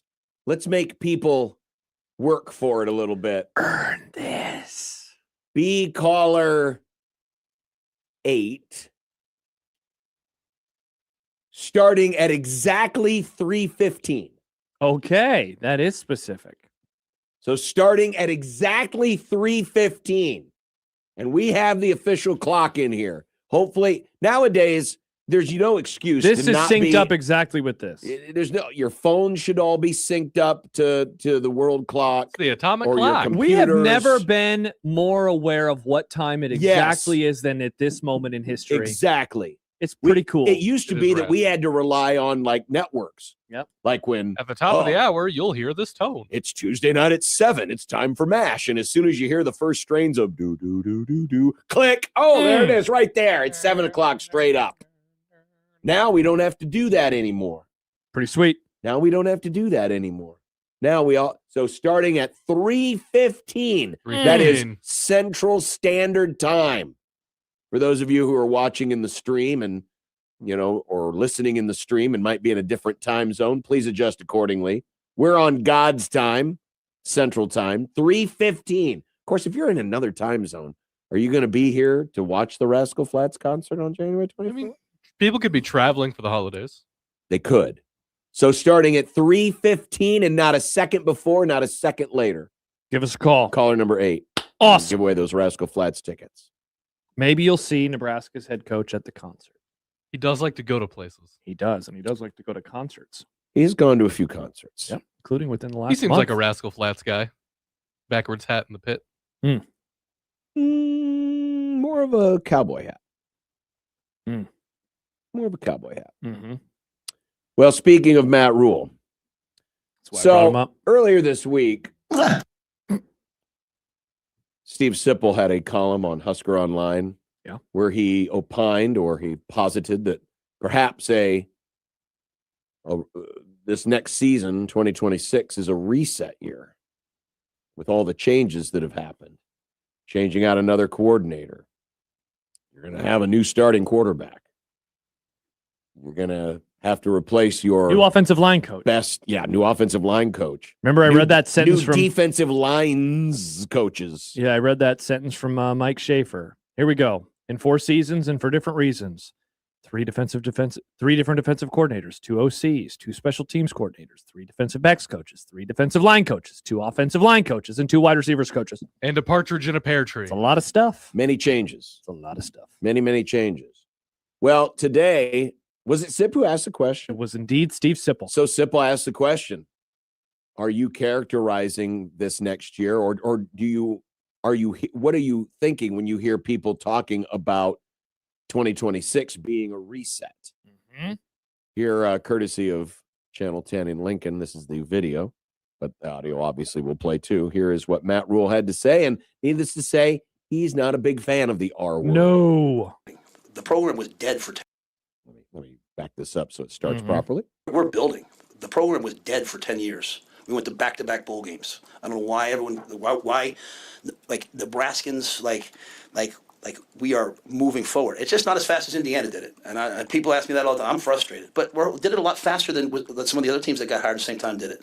So we are just continuing to build. Coach Belichick told me years ago, it'll take you 3 years to get the right staff. So we're just, every year we're evolving, we're getting better, but program reset, I mean, I don't know why anyone would say that. Just maybe it makes people click on more things. I don't know, but I'm saying, man, we just won 7 games. Should it have been 9? Yes, it should have been 9. So I'm tweaking. I'm just tweaking, right? Tweaking. Just tweaking.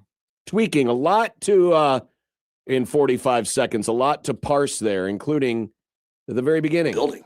The program was dead for 10 years. We went to back-to-back bowl games. The program was dead for 10 years. So he took over in 23. So just reverse engineering it. That means you're going back to 2013.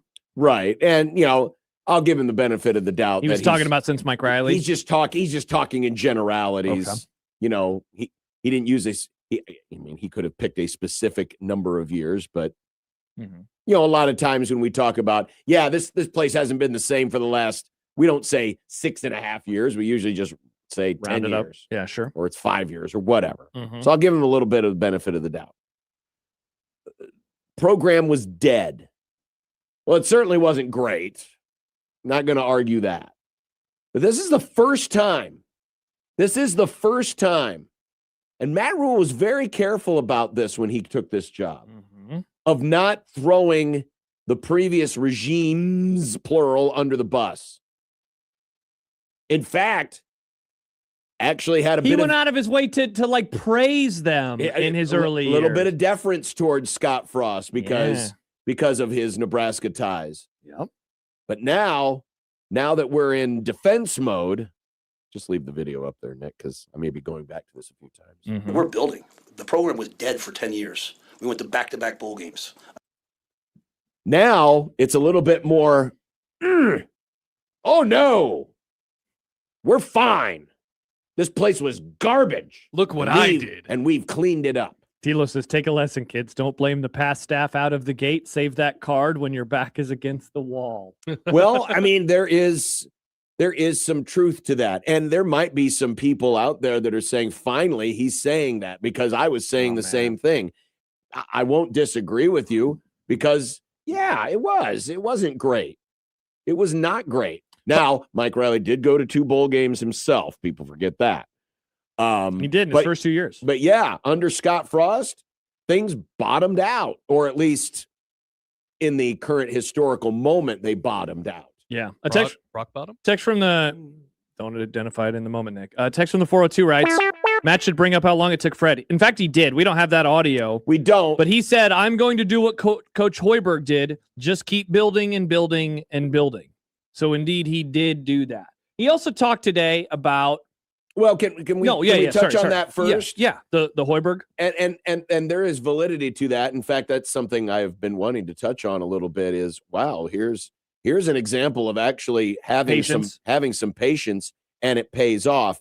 Though we do know why some of their the patience was there in some ways, and that those were things that Fred couldn't control, and that was that Frost got fired and they had to buy him out. Well, there was that, and patience could be afforded Nebraska basketball because Nebraska basketball does not carry the freight.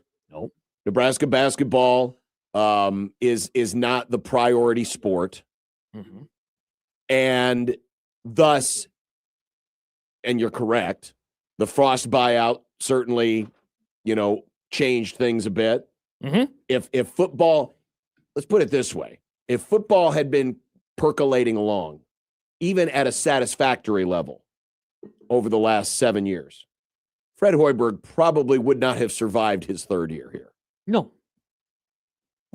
If it doesn't overlap with COVID, if the Scott Frost contract, like all that happens, it was kind of right place, right time. And by the way, that's not to say that it should or shouldn't have happened. I'm not making that argument. But in today's current college sports reality, the examples like Fred Hoiberg are far, far less than the examples of, well, we're 3 or 4 years into this. Get him out of here. We need to find something new. That's the outlier. And so, while at times when you're looking at basketball, there are some moments where I'm sure Fred Hoiberg is probably like, man, if we could have just a little bit more of that NIL, a little more rev share.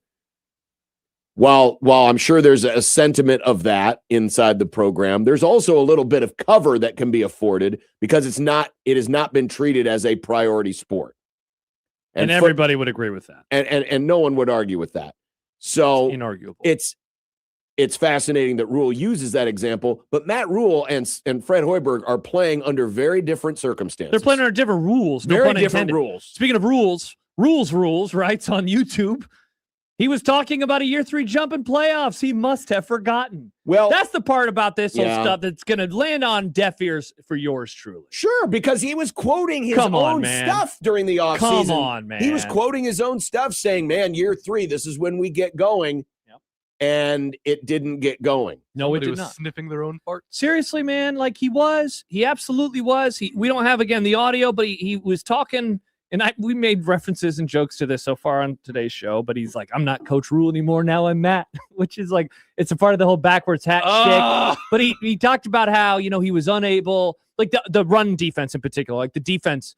He said something about how, hey, I've coached the lines, and I for whatever reason didn't do what I needed to do this year. Well, now it's time to. And there's like this revisionist history though of some of the things that he had been doing around the program, like the podcast, where it's like you control how you do whatever the job is. Sure, you control you. He has struck a very different tone in the last month. He has struck a very different tone. It's much more defensive. Honestly, he sounds to me, John, like a guy who is stunned that it has gotten to this point, and now he's just trying to figure out, I'll wear a backwards hat. Maybe that'll help. Call me Matt. Maybe that'll help. What's your... Well, I mean, when you just said that, weren't we saying the same things about the previous Yes, guy? Absolutely. Absolutely. Weren't we saying it's like, the thing with Frost was he's never experienced losing before. And so he doesn't know how to pull up the nose because he's never been in a tailspin.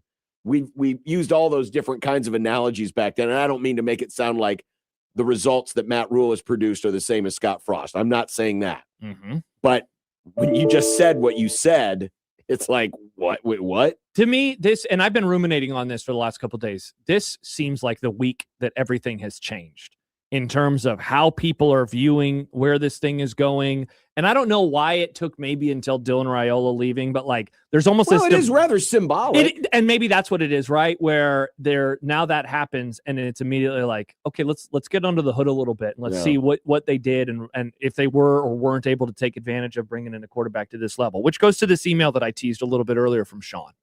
Sean writes into the Equitable Bank inbox, put it on the list. Rule is cooked. The vibes around this program right now are a joke. Unless this team somehow wins 2 out of the next 3 next year against playoff teams, the end is near, even though financially we are stuck. Can this team get to 8 next year? That would mean winning 5 conference games. How often has that happened? Now he wants to be Fred, the guy who has 0 resources compared to you, going back to what you just said, John, and a team that has always been an afterthought at this university, put all the money into basketball at this point. At least it's enjoyable, and they don't play in the biggest dump. That is from Sean. I couldn't agree more with that second sentence. The vibes around this program right now are a joke. Maybe joke isn't the word I would use. I think the vibes are off right now. Yeah. I think the vibes are very much off right now. And I know that people hate doing the schedule stuff, because things are going to change, right? Of course they are. Right now, team's going to change. Right now, you view the schedule and you say, whoa. But inarguably, Indiana, playoff team, number 1 overall seed. Ohio State, playoff team, number 2 overall seed. Perennial power. Oregon, playoff team, number 5 overall Perennial seed. power. You got 2 teams for sure in the quarters. I'd be surprised if at least one of them wasn't in the semis.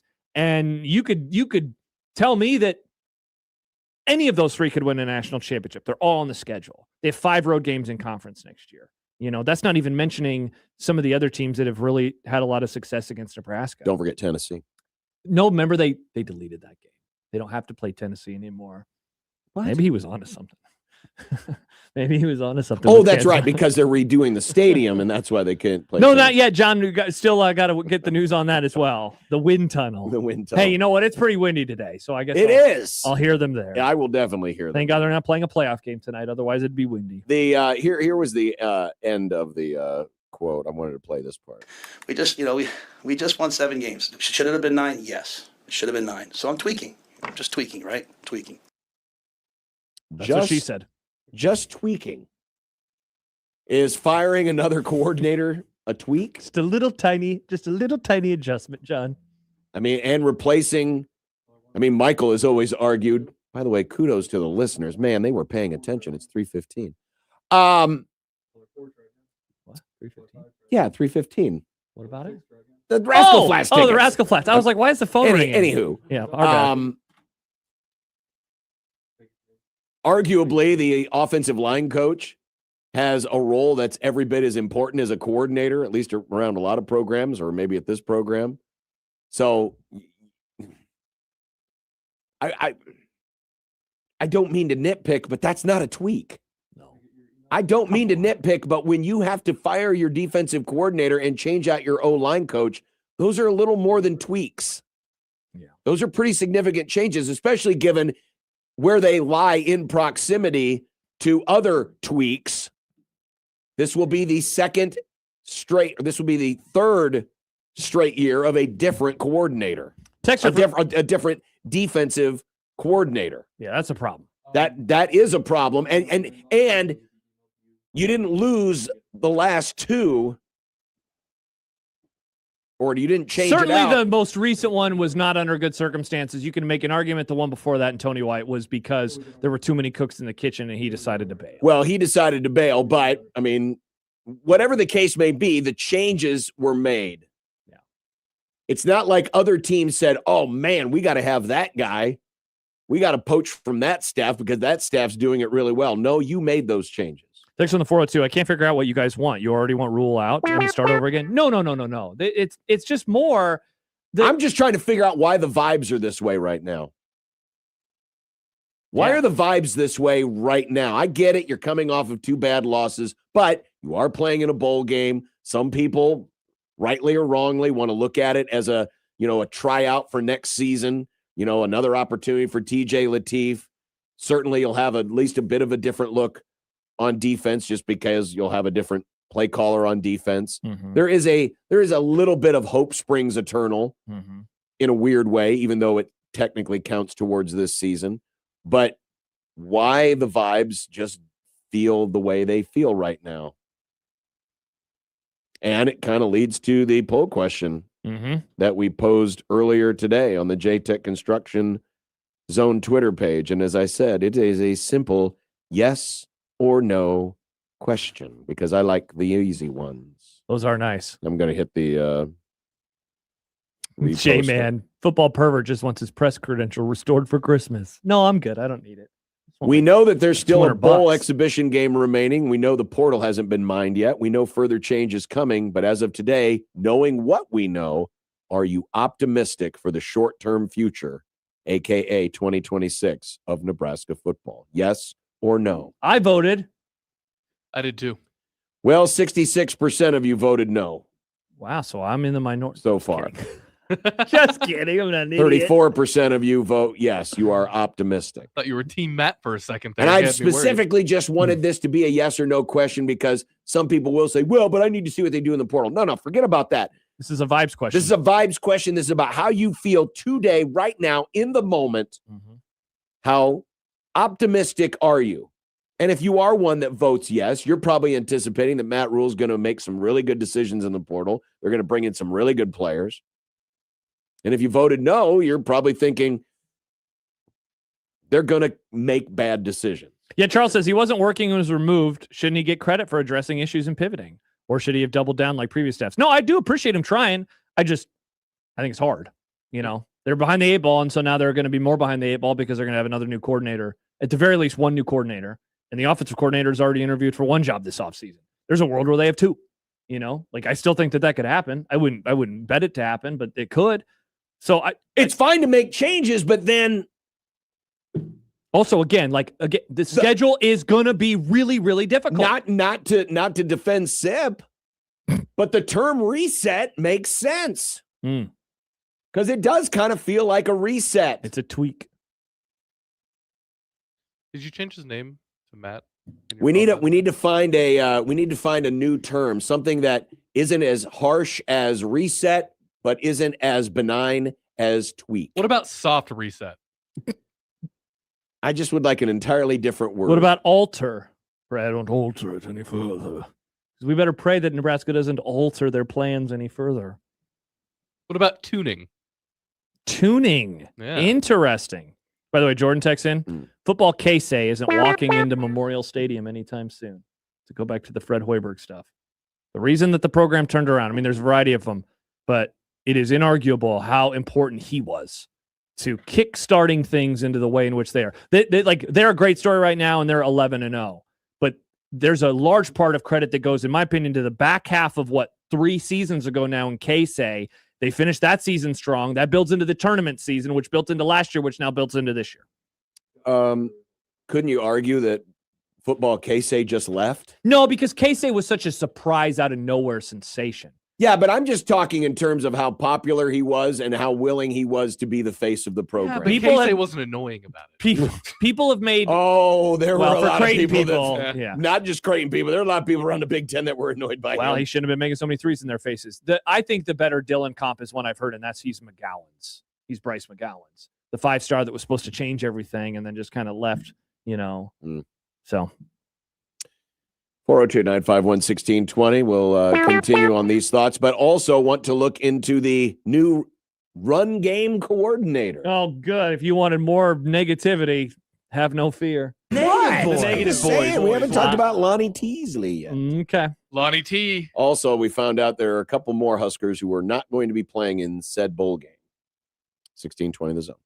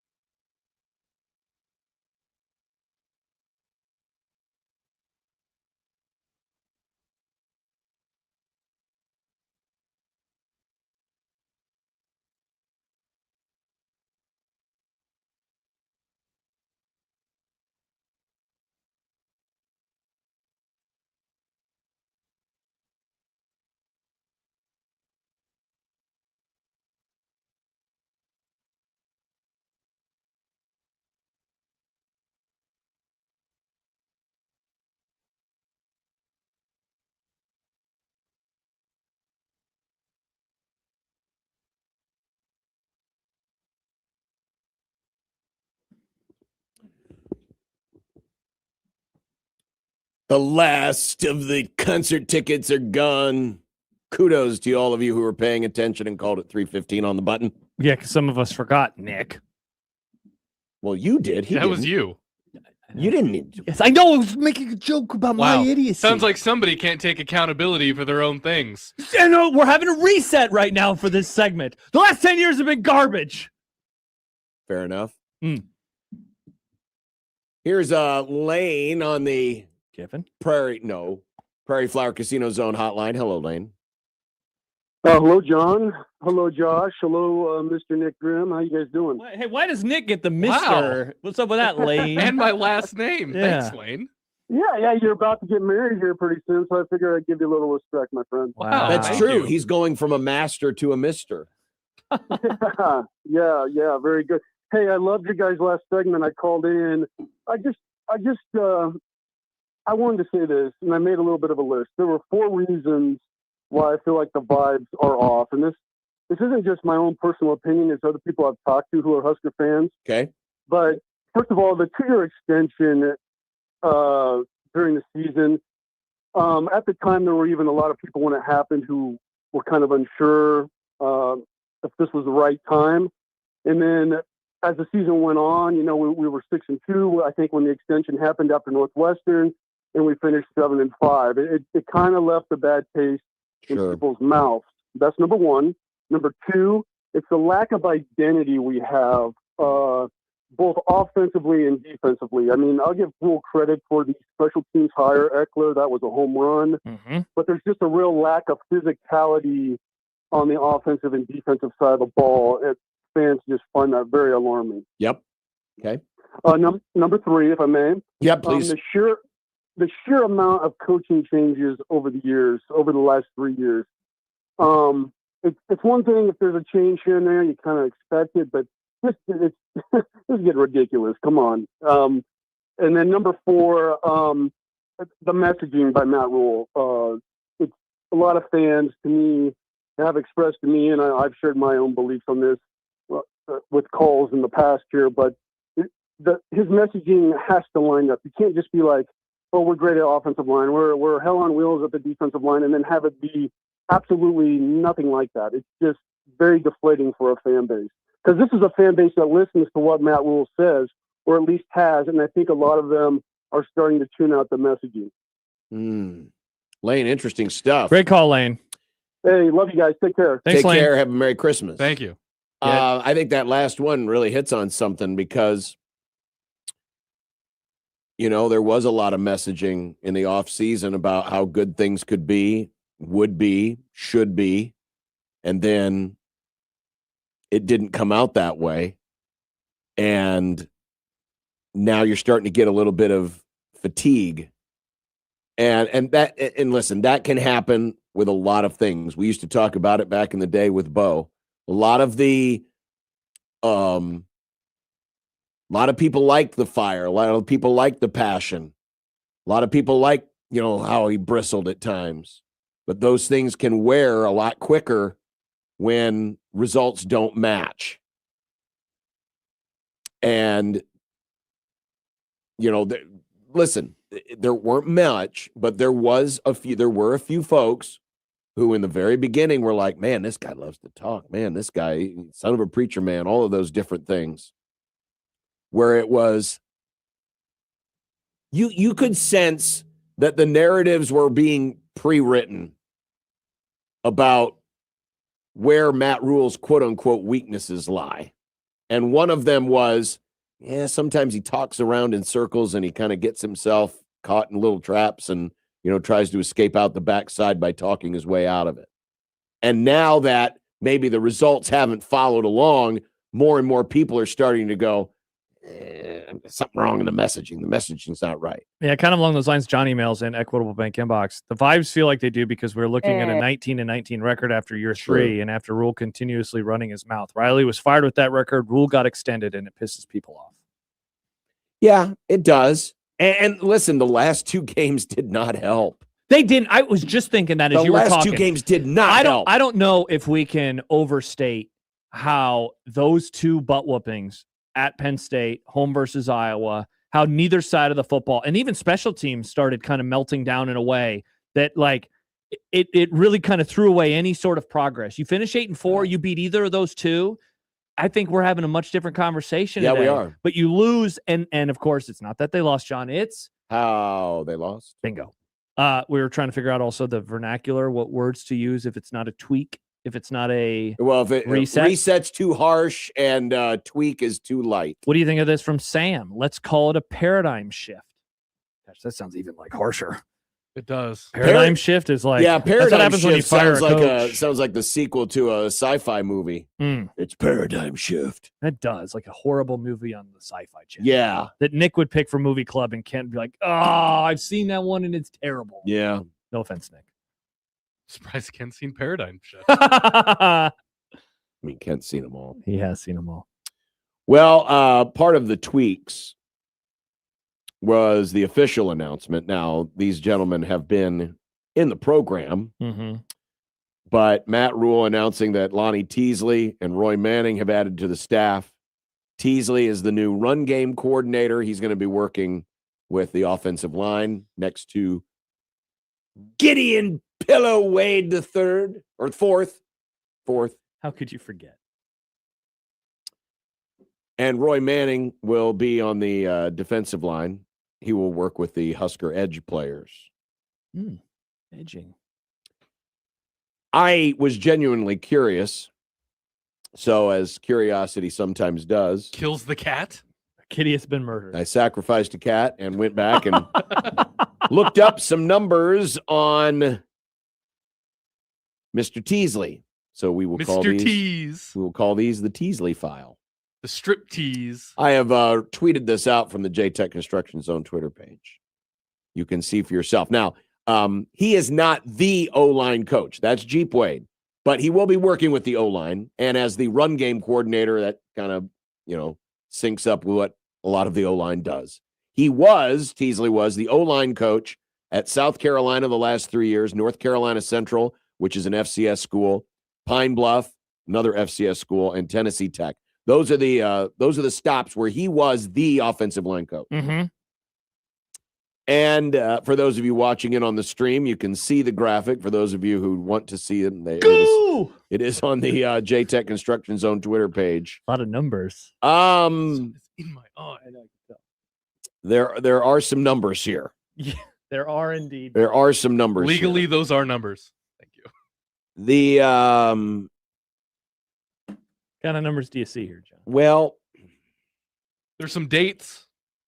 17, that's 2017. Let's just look at South Carolina because that's the closest one-to-one example, right? Okay.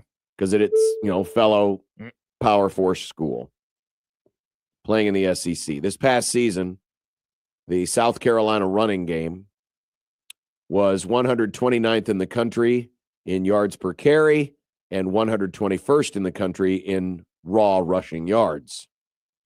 I also wanted to look at the sacks allowed and the tackles for loss allowed. South Carolina allowed 43 sacks this past season. That's 133rd, and 188 tackles for loss, which was 126th. For those of you not familiar, there are 136 teams in FBS football. Yes, I can't help but notice how high a lot of these numbers are. The year before was better. This was the better of the offenses at South Carolina. They were 72nd in yards per carry, so middle of the pack. 35th in total rushing yards. So much better, but still 123rd in sacks allowed and 127th in tackles for loss allowed. And his first year at South Carolina, 132nd, averaged less than 3 yards per carry, gained just over 1,000 yards rushing for the season, which was 129th, allowed 41 sacks, 118th, and 92 tackles for loss, which was 123rd. Yeah, I was just looking at our friend Parker Fleming's numbers on CFB graphs. A lot of red, which is not what you want.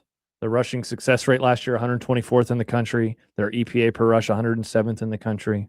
Now, again, Teasley is not going to be He's not the main guy. The O-line coach, but he has been given the title of run game coordinator. The argument has been made, and folks have opined, well, hasn't he been brought in basically to do the recruiting? I asked this earnestly because I don't have the answer. What are his recruiting chops? He's coached all of 3 years as a coordinator or as a line coach in the FBS. He did spend a year as a GA or a low-level assistant under Matt Rule way back in his early Temple days. But he also spent a lot of time in the FCS in the late 2010s, early 2020s. Well, I can tell you, because Husker 24/7, or not Husker 24/7, 24/7 Sports in general allows you to go look at coaches and look at their all-time commits is how they have them listed. Yeah. He signed a player a few years ago, a 5-star, 35th player in the entire country. Okay. Third at his position, in-state guy, Josiah Thompson. That was a tackle. I assume these are all to South Carolina. These are all South Carolina Yeah, guys. A bunch of 4-stars after that on the offensive line. So, I mean, he signed 5 4-stars and a 5-star in his time at South Carolina over the last few years. So he's done that. Now, South Carolina, I'm going to name the states these guys are from. South Carolina, Virginia, South Carolina, Georgia. A lot of area kids. South Carolina. Sure. So maybe this is a pipeline to getting some contacts into the Deep South. Definitely. I don't view these numbers are terrible. Yeah, these the numbers are bad. But he's not going to be the guy. He's not going to be the guy, right? He's the assistant to the guy. If this was the guy, I would be way concerned. But he's the assistant to the guy, so I'm a little less concerned. You hope that he's able to recruit, right? That's what the game plan is going to be with. Sure. So, and he's done it before. But then those same guys I don't know how many of those guys actually have played so far. Yeah, I'm not going to pretend like I do either. But I'm not going to pretend like it hasn't necessarily translated. Mhm. So we'll see. But But says he's not the O-line coach. He is the Dwight Schrute of the offensive line room, assistant to the offensive line coach. And that may be the case. And we'll see if it reaps any benefits. Mhm. We'll see if it reaps any benefits. Sure. But again, it's a tweak. It's not a reset. It is a tweak. It is indeed a tweak. I think, you know how a lot of colleges and stuff advertise, a lot of schools advertise their teacher to student ratio. Yes. I think Nebraska's going for that. Hey, we've got a 1-to-1 coach to player ratio. So many coaches. There could be a lot of coaches. So many coaches. A lot of coaches. Mhm. I don't know if it's the most in the FBS. It probably isn't. One coach for every player. But there's a lot more coaches these days. Doug in Idaho. Added to the staff. Doug in Idaho writes, 3 years from now, we'll look back and realize this was the beginning of the end. This, as in today, or just Maybe this week? Maybe or, this Teasley man. Well, I don't. I figured Doug means like the last month and a half, 2 months. Possibly, but man, how things have changed since the injuries sustained by Dylan Raiola. You know, we got to talk to Kent soon, but it was a 1-beer Friday. We were at Cross Train. There was nobody eating iceberg lettuce with a helping of ranch, but we still had a great day. Remember the vibes of that day and think about everything. That was the day before, or that was the day of stargazing. Yes, 9 sacks. That was the Minnesota game, wasn't it? Think of how happy and joyful the whole world was that day. The biggest concern was, why are their face masks also pink? Correct, Nick. That was the biggest concern that night. Well, the biggest concern was, oh no, they're wearing all whites. But certainly this won't be the time they come back to bite us. They were white and pink, John. It's different. Mm-hmm. Mm-hmm. By the way, Doug in Idaho has followed up. He's talking about the last month. It was a different world. 5-1. They could have gone 6-1. Yeah. I picked them to win by like 20. I apologize. And then I opened my phone and I audibly went, what the? Yeah. For anyone who says I'm negative, I picked them to win by like 20 that night. Who can be negative and pick a team to win by 20? Certainly not me. I don't know. Well, again, we shall see. At the beginning of the offseason, I know it's not technically the offseason, but it might as well be. It is for me. The beginning of the offseason has a different vibe to it than other off seasons do. Yeah, for sure. Well, with that, we will pause and get our knives out. Nice. Kent Wolgamott. Knife. Has Kent always had a big leather chair? Yeah. Okay. Looks like he's sitting down. He's comfortably. He's in back his- at home. Thank his- God. I know now. Get to see him in his home again. His environment. Oh, you got a problem with his mom's No, house? it's not that, John. It's just His I wasn't mom's house looked like a very nice place. I'm not used to road games. Honestly, her internet was really good. Yeah. That's true. It was. That's fair. Jeez. I know we can't visit your mom all the time. Please go back again right now. Go. Leave. He was nice enough to do the show from his mom's I know that's house. pretty incredible.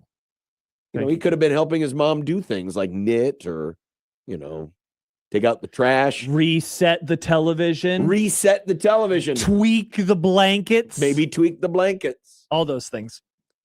We will review the newest Knives Out movie, fresh out this week on Netflix. Coming up next on 1620 The Zone.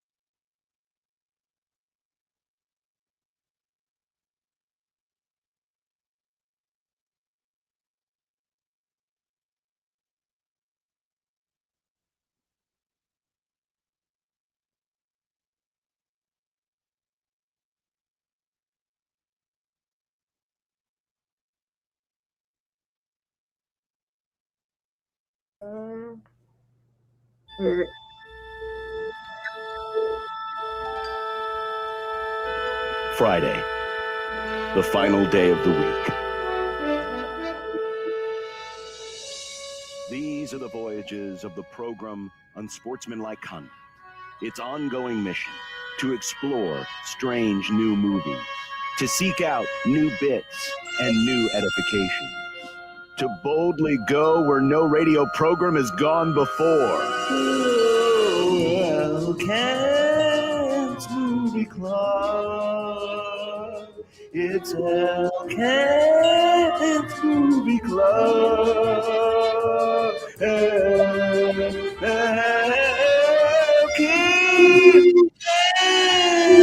Movie Club. It's Elkins Movie Club. We say happy Friday to our good friend Kent Wolgamott. Hello, Kent. Good afternoon, gentlemen. Oh, what a weekend it's the final weekend before Christmas. So you know what that means. What? Stay away from the retail places. But what if you got to do shopping? Well, good luck. Good luck. Yeah, Ken, I was looking at today. I was trying to come up with an idea for somebody. I hopped on the internet, and then I was like, wait a second. It won't even arrive because I was not on Amazon, so I wasn't looking at Prime shipping, and I was like, this is a disaster. So now I think I'm going to visit a store after work today, like an idiot. If only there was a way you could just get something instantly and have it. Yeah, it's called Amazon Prime. But yeah. So I was making a store joke. Just go to the store. Oh, Just go to the store. that's what I'm going to do. I'm going to go to the store today. I'm not liking it. It's weird that you're talking about going to the store and getting something as if it's the worst thing in the world. I don't remember the last time I bought a Christmas gift in the store. It's been years. I made a mistake, though. It's already December 19th. The month has flown by too fast for me. Too fast. Not great. That's the advantages that Kent has as a retired person. He can go to the store whenever he needs to, or plan this stuff way out in advance and not have to worry about it. Kent is a smart man. Absolutely. But not, unfortunately, not fully retired. I get a flat dose of Nebraska basketball on Sunday night. That's true. In a game that they'll be favored by 35 points against North Dakota, I believe is the team. Mm-hmm. Are you going to go? And here's how gun shy I am on Nebraska basketball after 40 years of that nonsense. They're up, 30 on Wisconsin a week ago? Yeah. I wouldn't start writing until the under 8 minute timeout. Holding out just in case.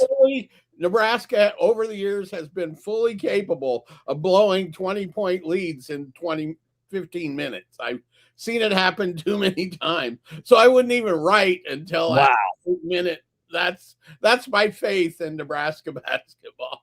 Well, maybe your faith will change by the end of this season. Maybe they'll have restored some of it. Indeed. But we have our latest movie, which is a new movie. It literally came out last Friday on Netflix. It did indeed. We did the second one a couple of years ago, 2-3 years ago. We did. That was Glass Onion, a Knives Out mystery. And it was over Christmas break, wasn't it? It was pretty much the same time of year. Yeah, and I think the first one also came out around this time of year. It did indeed. John still hasn't seen the first one, right? John, you need to see the first one. Such a bummer. The first one's the best one, in my opinion. I've not. Well, spoiler alert. Indeed. This movie is Wake Up Dead Man, a Knives Out mystery. This is the private investigator that is, of course, played by Daniel Craig, Mr. Blanc. And he has to investigate a weird and wacky death. In this case, it is a priest at a very interesting church, Catholic church that is, that was played by Josh Brolin, Jefferson Wicks, who, as Wikipedia writes, a charismatic and domineering priest who serves as the congregation's central figure. He dies. Blanc isn't in this for the first 40 minutes. Obviously, we're not going to spoil very much of anything here, but he doesn't show up for 40 minutes. And so as I'm watching the beginning, it's like, all right, when's he going to finally arrive? When's he going to finally arrive? This is a movie, I would say, Kent, very much, I mean, of course, the mystery is there at the heart of it. How did he die? Who actually killed him? What were the motives behind it? But also dealt a lot with faith. A lot of Catholic stuff in this movie. A lot of Catholicism takes and opinions by all sorts of characters. The idea of believing versus non-believing. Loaded cast. We mentioned two of them already. Daniel Craig, Josh Brolin. Glenn Close is in this. Josh O'Connor. He is this young priest who is at the church as well. I think he was in Fleabag. He was, okay. Mila Kunis, Jeremy Renner, Kerry Washington, among Thomas Hayden Church in it as well. So that is the newest movie, Wake Up Dead Man, a Knives Out mystery. And Kent, I believe, before we turn it over to you, I believe this is the last of the contracted movies for Rian Johnson, the director, and Netflix. So if he continues these moving forward, I don't think for now that it would have to be or that it would be with Netflix, which maybe means they go back into the actual movie theater. So that is the newest Knives Out movie. I just nick fact, by the way. The Fleabag person was the writer, the author. Okay. He was the one who was in Fleabag. Okay. So there you go. Kent? The O'Connor won the Primetime Emmy 4 or 5 years ago for playing young Prince Charles in The Crown. Okay. Oh, that's where I've seen him before. That's where you've seen him. So thank you, Ken. So what this is, and it confesses it right up front, right? This is a takeoff on the locked room mysteries of the 30s. They make continual reference to this novel, The Hollow Man, which was kind of the starter of the, that's kind of the classic one of those. And what that means is you have this detective who has a handful of suspects. All the suspects are within one room when the murder happens. And the detective has to figure out everything about, who did it, why, where, how, Okay. Then you throw on top of it the faith part of it. And it's still a little bit funny. The first one was really funny. This one still has some humor in it. And then it's loaded with this great cast. And Daniel Craig is great as Benoit Blanc, who is, he's English, of course, and he's got this exaggerated Southern accent, but you really kind of buy it, after the third movie. And he's great as always. And then O'Connor are really good together. And they, especially in those scenes where they're talking the religious stuff, there's something going on there. And you got Glenn Close, who, to not be a spoiler at all, has a pivotal scene in the movie that sets it apart from the standard lock room mystery, because in your standard lock room mystery, it goes on and you follow the detective, and then everything gets explained all at once, right? This happened, and here's who's guilty. And this movie doesn't quite follow that. And Glenn Close is the reason, character is A, the reason why, and B, the reason why on another level. And I think as a film, it's not as entertaining perhaps as the first one, but I think it's a better movie because of the depth in it. And I think it's really good. It's landed on a bunch of top 10 lists, including the National Border Review, which is kind of a big deal. It was in their top 10. And I suspect it wouldn't be outside the realm of possibility that you could see like Glenn Close get a supporting actress nomination, because I think she's that good. And remember, she's never won an Oscar. Yeah, she's already been nominated for a few awards, a couple of international awards, for example. So, yeah, it's certainly possible. This was one where I'm glad I went in knowing that these movies tend to lean into the ensemble cast. I'm glad I went into it not knowing exactly who was in it, outside of Daniel Craig, of course, who plays the main character, because it allowed me at the beginning, and they do a great job at the beginning of setting everything up. This is the town. This is the church. Here are the main participants. And with each passing scene where they introduce the new character, you're like, oh, he's in it. oh, she's in. I mean, when Glenn Close came on the screen, it was like, oh, this will be interesting. But to me, when Josh Brolin came on the screen as the Reverend Wicks, I was like, oh, well, this is going to be real interesting because he plays he basically, just imagine for those of you who are Catholics, if your pastor, if your priest was a televangelist, and over the top that's basically what he's playing here. And the scenes where the new young priest comes in and takes his confession is just hilarious. As he just keeps trying to push it further and further and further. Just going further and further and further. And that was a good laugh out loud. But, Josh mentioned it earlier. It's good 30 to 35, 40 minutes before Daniel Craig and Benoit Blanc actually show up to start, solving the case. But I thought the first 30 or so minutes that sets everything up, in my opinion, was actually the best part of the film. And that's nothing against Daniel Craig. I like this character. I liked the rest of it. But I really liked the setup. Meeting everybody and kind of understanding, okay, what is going on here? Why is this guy driving away his congregation? Why is it that it's only this core of 6 or 7 people that are here? And all of that together leading up to the murder, I thought was very good. Very, very good. I enjoyed this a lot.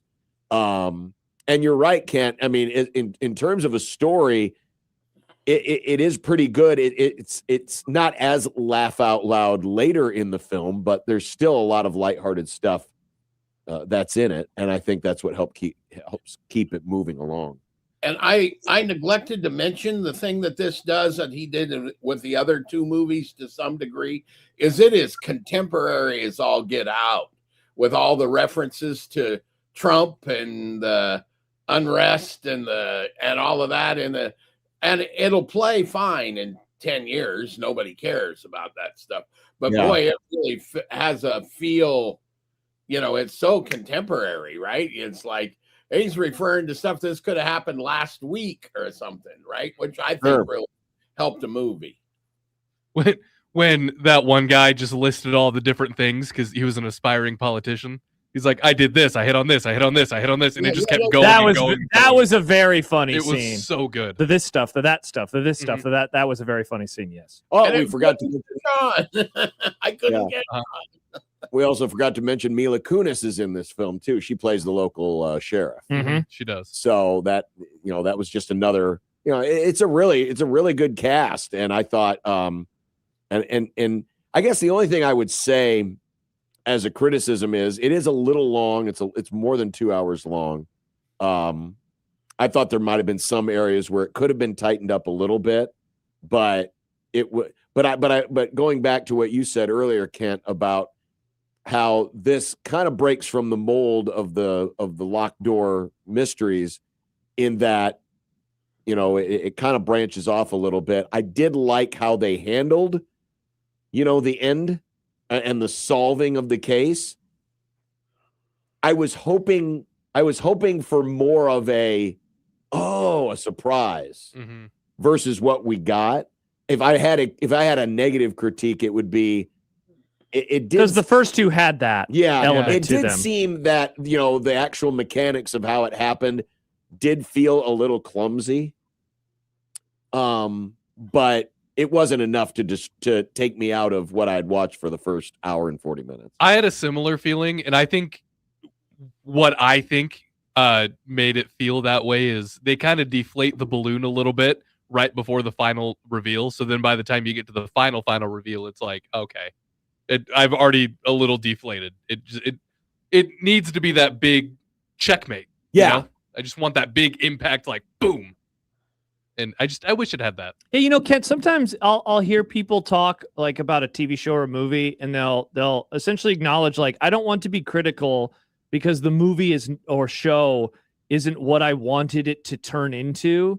But it can be hard, right? Like maybe when you go in with a certain expectation. And so I think that's kind of what I'm wrestling with. I would like to now rewatch this movie, knowing how it unfolds and what the mystery is, and maybe that it's not going to be as funny, and see if I would like it more. Because I thought it was fine, but I did not find it as entertaining, certainly, as the first 2.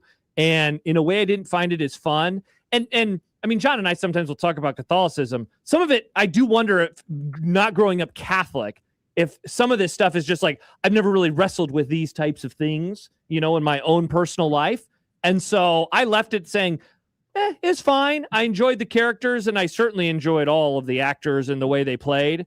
But it also, going to what Nick just said, the mystery just, I wanted maybe more, like a bigger, like, boom, that's what the ending is going to be. And it didn't have that. But, I've gone into movies that I watched the first time and I thought that was fine. And then I rewatch it and I'm like, that movie was way better than I gave it credit for. And I wonder if this might be one of those. But to what Ken had mentioned earlier, the mixing in of the faith and the conversations at times, because Benoit, Blanc's character is a non-believer. He's a non-believer.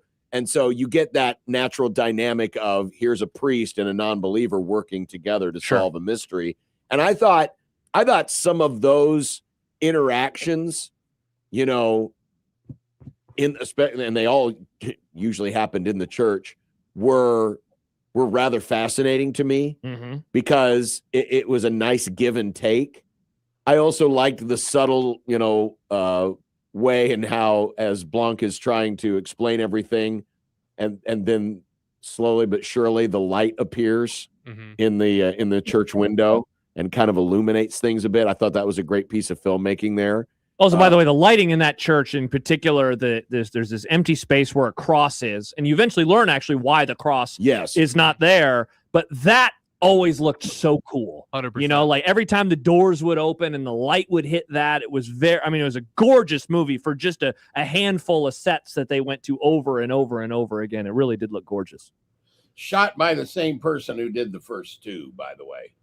Which they obviously have a great relationship. And they did shoot it, by the way, the church, it was in a church north of London. So this was even though it takes place in upstate New York, it's in London. There's an aerial shot of all those and the road and then just nothing but trees. And I saw that and I went, that is not upstate New York. No, exactly. That kind of took me out of it. And then when I read the synopsis or read the wiki on it, it's like, oh, this makes sense now. As to what Josh said a couple minutes ago, that's one initially, for a while anyway, a real challenge in reviewing movies where you don't want to I had to learn to review the movie that is there, not what you want it to be. What you want it to be. I've been struggling with that. I've been trying to get better about that myself. That's difficult because you're not your mind kind of wants to make it a certain way while you're watching it. So you've got that. I don't know what the right word is. It's almost like a filter. Right? Yeah. And the movie. And that's hard, and it's a real problem because if the movie comes out so far differently than what you expected or what you wanted it to be, then you might say this is a terrible movie when it's really not. It's just not this movie that you had imagined. Yeah. And it can work the other way around, however. I mean, I've gone into movies thinking this is going to be total crap, right? And so your expectations are lowered. Exactly. And then this is really good. Yeah.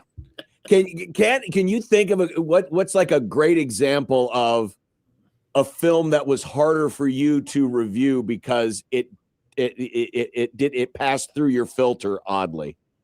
I will tell you the one that is, and this is insane if you think about it, but the one that for some reason I hated when I first saw it was Babe, the pig movie. Oh, I loved that movie growing up. Okay. I watched it then 2 weeks later again and wrote a whole column about I'm an idiot, right? And it was because I'd gone in expecting one thing and this didn't really do that. And then once you watch it again, you go, and it made my top 10 for the year. Wow.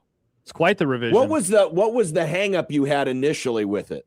Pigs don't I thought it was kind of dumb and kid-like, just kind of this little flimsy little kid movie, right?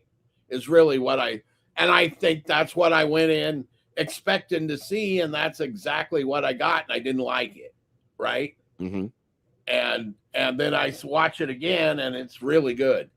So that's the biggest example, but there have been many over the years, like especially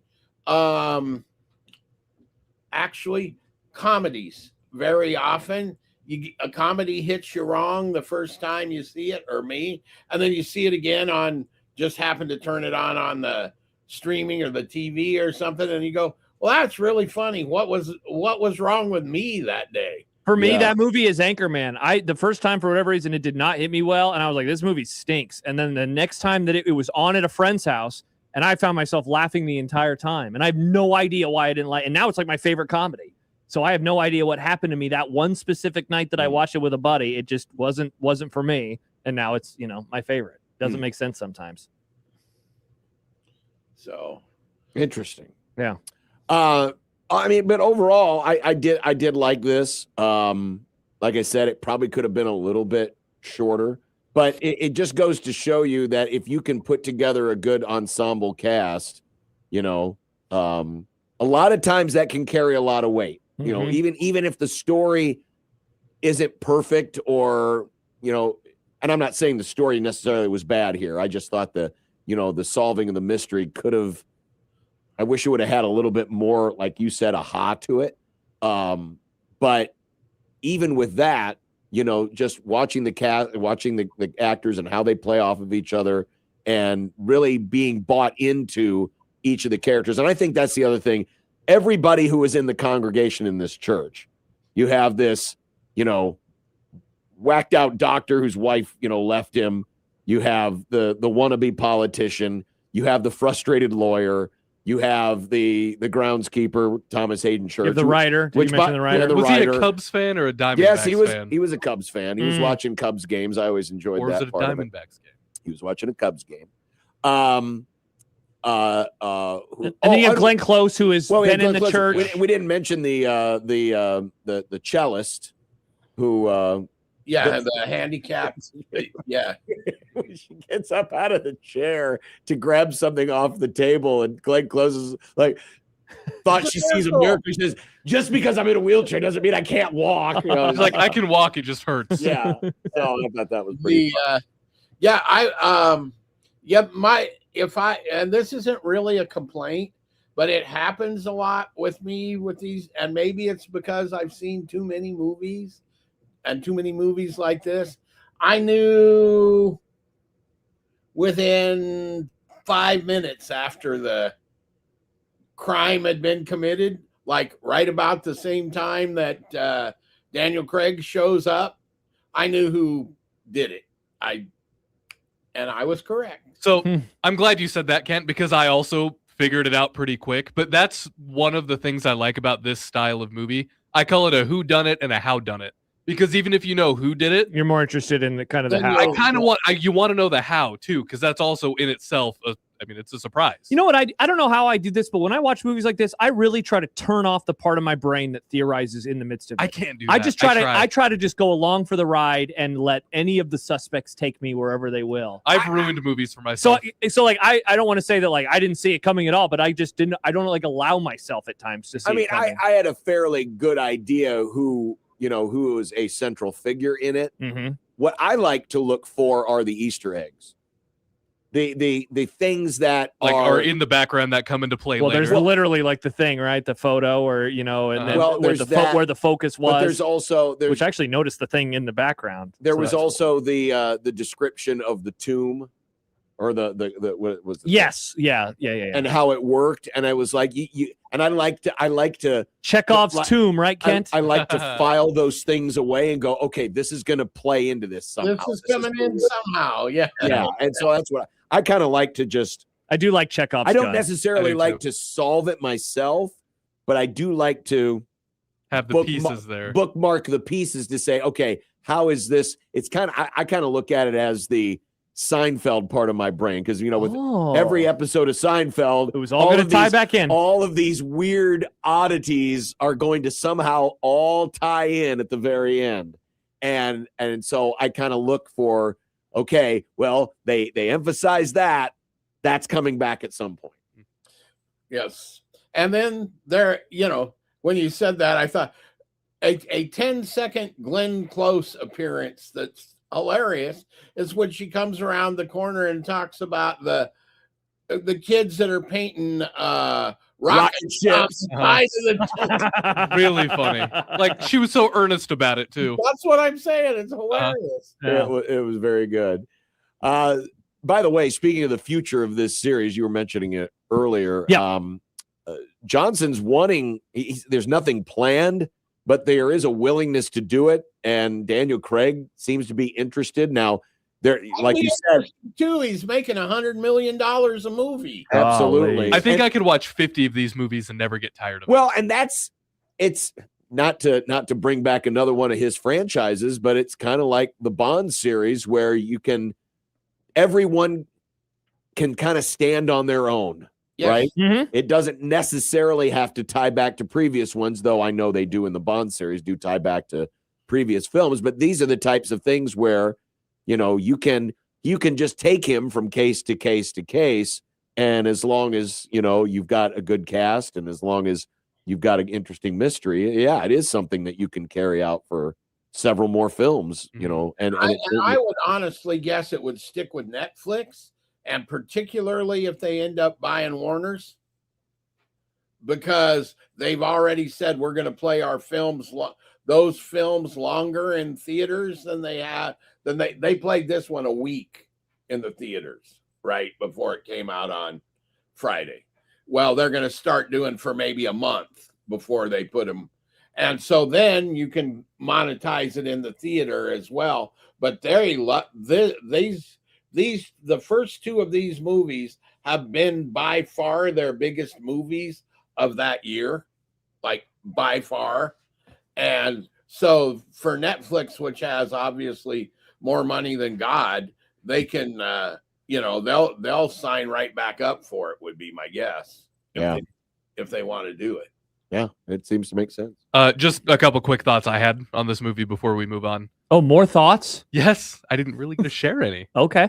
When the movie first started, I did a double take because that's the most Jeff Bridges I've ever seen Josh Brolin look in my life. He definitely did. I thought it was Jeff Bridges for a second. He had a flow going. He did. My other thought was, I think I don't like this movie more than the first one, but I think I like it more than the second one, and I think that's mostly because of the characters and how in-depth the characters were, especially Josh O'Connor. He was really good. He stole this movie. Like, he had absolutely a complicated past. He acted very well. There were moments where you're like, he really does genuinely, like when he was on the phone with that lady when they were talking about the equipment. Mm-hmm. That was incredible. It was so well done. So I think just the characters alone bumped this movie up to second favorite in the series for me. And yes, and he is, keep an eye on him. He was also in that Challengers movie with Zendaya. The tennis movie? The one where Zendaya. The tennis movie last year. Uh-huh. Yeah, he was great in that. He's really good. I also really liked how they humanized that sect of the Catholic Church that he was in when they were first telling him, when Jeffrey Wright was like, oh, you're going to go to this place. And it felt like a real conversation between people. And I feel like in movies, a lot of movies I've seen where it's been the Catholic Church or somebody involved, it felt a bit more buttoned up. It just felt like casual conversation between people. You know, they were swearing sometimes. It'd be like, S, bleep, or, oh, those guys suck. Bloop. Right. So I liked that a lot. It just felt natural. It all felt very good. By the way, O'Connor, I was trying to remember, I saw him in a trailer for something the other day. He's in the new Spielberg movie that's coming out next year. New Alien movie from Spielberg. That looks tight. New Alien movie? New Alien movie from Spielberg. He's going back to his roots. Big fan. Oh, ET's finally coming back to. ET, come back. He's please. phoning home. Yeah. They have cell phones now. It's easier to get in touch. That would be an incredible reveal, by the way. If it was an ET If movie, it was that would be pretty ET wild. at the end. Well, we murdering. found out that ET knocked somebody up, so he's coming back to claim his kid. Understandable. Yeah. Understandable. All right, so that is Knives Out, Wake Up Dead Man on Netflix. Nick, what are we watching next time? So when we're going to come back, it will literally be January 2nd. Wow. Yeah. Wow. And what happens in January is my favorite time of the year. It's the start of Formula One preseason testing. Oh, So to get us ready geez. for the 2026 Right. Formula One season, we're going to Apple TV to watch F1. Oh, John, you get to see the cool camera the cameras, John, angles. the cameras. Oh, This is exciting. right. I saw it in And you- theaters. I also saw it in theaters. I saw it in IMAX. You can add some time to the block there, Nick. That because we have Formula One to talk about as we watch this movie. Hell yeah, we do, Kent. I don't Can't think get me. John and I are going to get a couple of words in this entire discussion. What, they're starting a damn season already? They just ended last It's week. preseason testing, It's just John. going to be Nick and Kent nerding out for 30 minutes. It's like The- spring training. Should we explain to them why this is important? No. I understand why testing's important, but it's just Got to make sure you have an engine, John. There's already teams complaining that other teams have found a slight edge in their engine that'll give them 0.3 of a second extra around certain tracks. wow. It's incredible. That is amazing. Uh-huh. I And never they would have have- guessed. They have changed the Regulation? regulations, I guess you would call them, including the pass, how you get your extra juice to pass, and the cars are going to be smaller and lighter and use different kind of fuel, and so that's a whole new car basically. It's going to be incredible. And Cadillac, the first actual American F1 team, because Haas doesn't count. Well, I'm sorry, guys. This is a movie segment. It will not be an F1 segment. We will review Well, the it will movie be on an- the merits of the it movie will and be not an on the F1 sport. segment because it's literally called F1. We've tricked you. Okay. Well, And we there- get a good look at the 2025 cars. Very They're cool. not Be on the track next year. They're nice cars. we would be remiss, Kent, if Yes. last week after our movie club segment last week, Rob Reiner, the tragic death last week of he and his wife.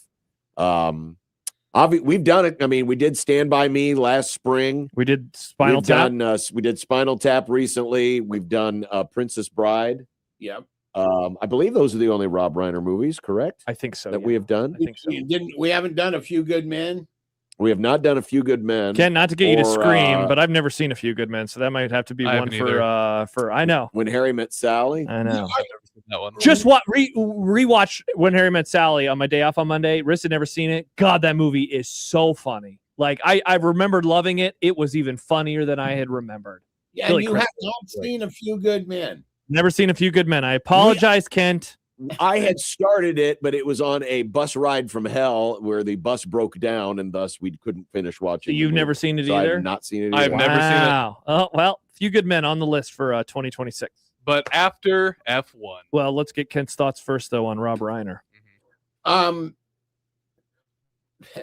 Rob Reiner, in a weird way, is somebody that you has been with us for what, 4 decades, 5 decades? 5 decades. I mean, All in the Family. We're talking All in the 72. Family. He was Meathead, right? The liberal son-in-law of Archie Bunker, and then from there became the Rarity, which is an actor who goes on and becomes a great director. And everything he did, what Stand By Me, which is a kid coming of age story. You have the Harry Met Sally, the romantic comedy that kind of set a bar. You've got Spinal Tap, the first of the mockumentaries that worked. You've got Princess Bride, which is I don't know exactly how you call this, fantasy, yeah. Fantasy comedy, whatever, that just, I think, one of the great movies. A Few Good Men, this military courtroom drama. I mean, all of these kind of genres, and yet he added something very Rob Reiner-ish to him. and so that, there was some humor, but also real great drama. I mean, he is a terrific filmmaker, and what happened was just horrific, Awful. And and you didn't realize his production company, Castle Rock. I mean, which was behind Seinfeld, and in fact, I didn't realize that he saved it essentially. He was going to bat for it over and over. He was the one early going years. to bat for The it. Seinfeld Chronicles, as it were. And so, he's even though he wasn't a creative force behind it or really do anything. I think he in one episode or something. Yes. I think he was in one episode, but he saved that series and made millions and millions and millions on that. And the new Spinal Tap, whatever it was called, the second one, is on streaming somewhere. It just came out. You guys are computer aided there. Where is it? It's on HBO Max. HBO Max. Hey, by the way, speaking of HBO Max, One Battle After Another is now streaming on there as well, and I imagine that's a movie, Kent, that you would highly recommend. Absolutely. That would be a movie that is going to end up. If I actually sit down and write out a top 10 or top 20, that will be in the top 2 or 3, and maybe number 1. I was going to say it's probably my number 1 from this year. Yeah. Yeah, I will be watching it again, and if it's as good as it was the first time, it may land up in number 1. It's on HBO Max. It just came out today. It seems like on HBO. Wow, that's a beautiful thing, isn't it? Isn't it great? Watch that movie, people. It's really, really good. See, and we were talking earlier about movies that you have low expectations for. For whatever reason, this movie just every time I've seen a trailer for it, it hasn't done anything. The trailers suck. So I guess I just need to watch this movie. Yeah, I would say so. The trailers suck because there's no way you can summarize this movie in 30 seconds or however long, 60 seconds, however long a trailer is. There's just too much chaos in this movie to get it to come across what's going on in the trailer. Couldn't agree more. Well, that will end Movie Club for the calendar year. Wow. But when we come back here on January 2nd, F1. Oh, Lord. Starting the year right. This is now essentially 6 years of Movie Club since we changed, how we were doing this. This was a COVID alteration. We used to review new movies with Kent. Now we just talk about sometimes new, but mostly old movies with Kent. We've been doing it for almost 6 years. we just completed number 260. Incredible. Wow. So sometime in 2026, we will reach the 300 milestone. Then we can do the next Star Wars movie. Kent, before we let you go, a great question from Laszlo. Is Kent doing a Nebraska pick? This is the last time we'll talk to him before the Las Vegas Bowl. Oh, yes, the Las Vegas Bowl. Kent, what you got for us? Let's go Utah 31, Nebraska 21. And Evil Kent? Wow. 52-38 or something like that. Probably Nebraska. Evil Kent is wrong. Evil Kent is wrong. I think, and I may be high on him in more ways than one, I guess.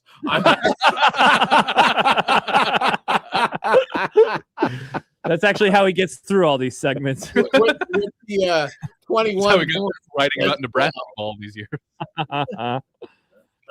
All right. Well, Kent, have a Merry Christmas, and Josh.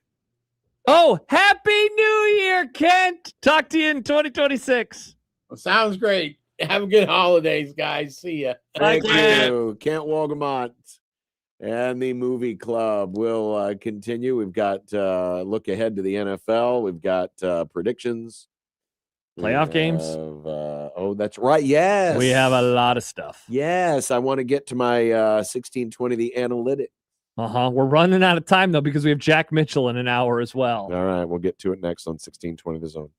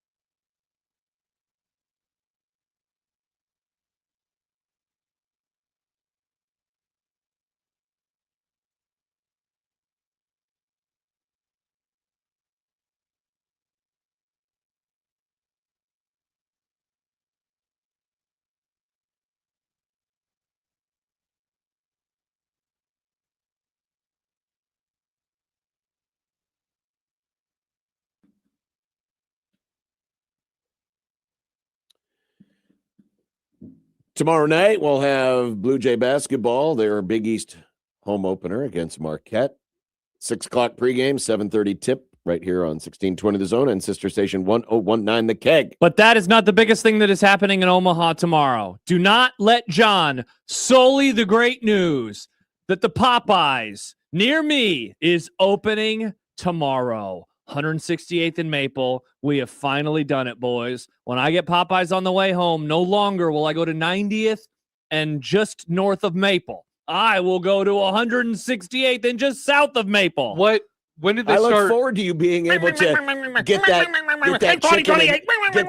that chicken in time for the March Madness selection show. Josh, when did they start building that Popeyes?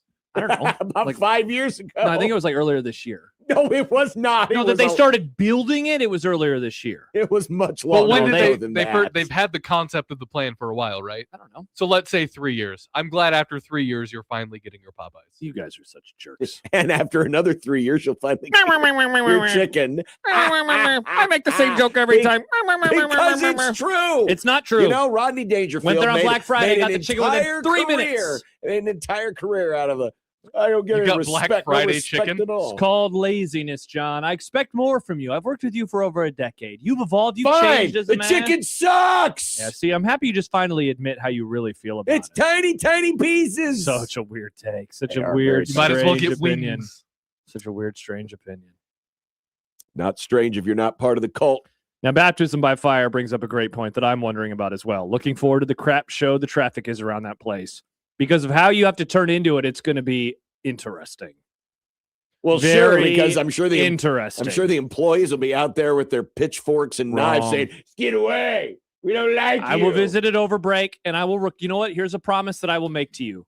I will record the entire entry into the lot from when I get there until I leave, and Oh, I will nice. tweet out the whole video. Riss is getting you a new Or I'll put it on card. YouTube. Getting you a new card for your phone, so you have more memory, so you can record the hours That wasn't even long the same experience. Yeah, exactly. yes, it was. See, it's funny. I'm Same one joke. step ahead of you. One step Look ahead at this. of you. Mike Schaefer text says Popeyes. And then he says that you better leave Rodney Dangerfield alone. Yeah, shut up, John. No one cares about your takes.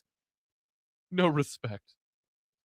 Exactly. Which I believe is the slogan at Popeyes. Customers, we give you no respect. No respect. Which at I all. appreciate. Dason McCullough is not playing in the bowl game. No! How many is that now? I don't know. That's a good question. What are they up to? Well, in Dylan, terms of, Emmett, okay, Dason. okay, in terms of healthy, Malcolm Hartzog's in the portal. yes, Malcolm Hartzog in the portal today. In terms of healthy, I guess you'd call it healthy scratch, it'd be McCullough and Johnson, right? Those are the only healthy scratches right now. I believe you are correct. Because Spindler is getting the hand fixed so he can be ready for the draft. Mr. Bone. So that's technically injury related. Ouch. Same with Dylan. Of course, he's also leaving the program. Hartzog was already injured. He's leaving the program. But yeah, the only healthy scratches right now are Johnson and McCullough. Yeah. Healthy Scratch is an album name. Is it? Sounds like it. Okay. So that's where we stand there. But it's time to talk about playoffs. The college football variety, John. Tonight, about 3 hours ish from now, will be the Alabama-Oklahoma game. I don't have any of the graphs and charts for this one. I only did it for the other game. Wow, Only this is a because big game. Well, we've seen this game before. We did. We saw it a few weeks ago. Here we go. You ready for this? Here's how Oklahoma won. They had an 87-yard pick six. They had a blocked second quarter field goal attempt, and the offense got points from drives that lasted 25 yards, 31 yards, and 22 yards, coming off of a long punt return, a muffed punt, and a fumble. They were outgained 406 to 212.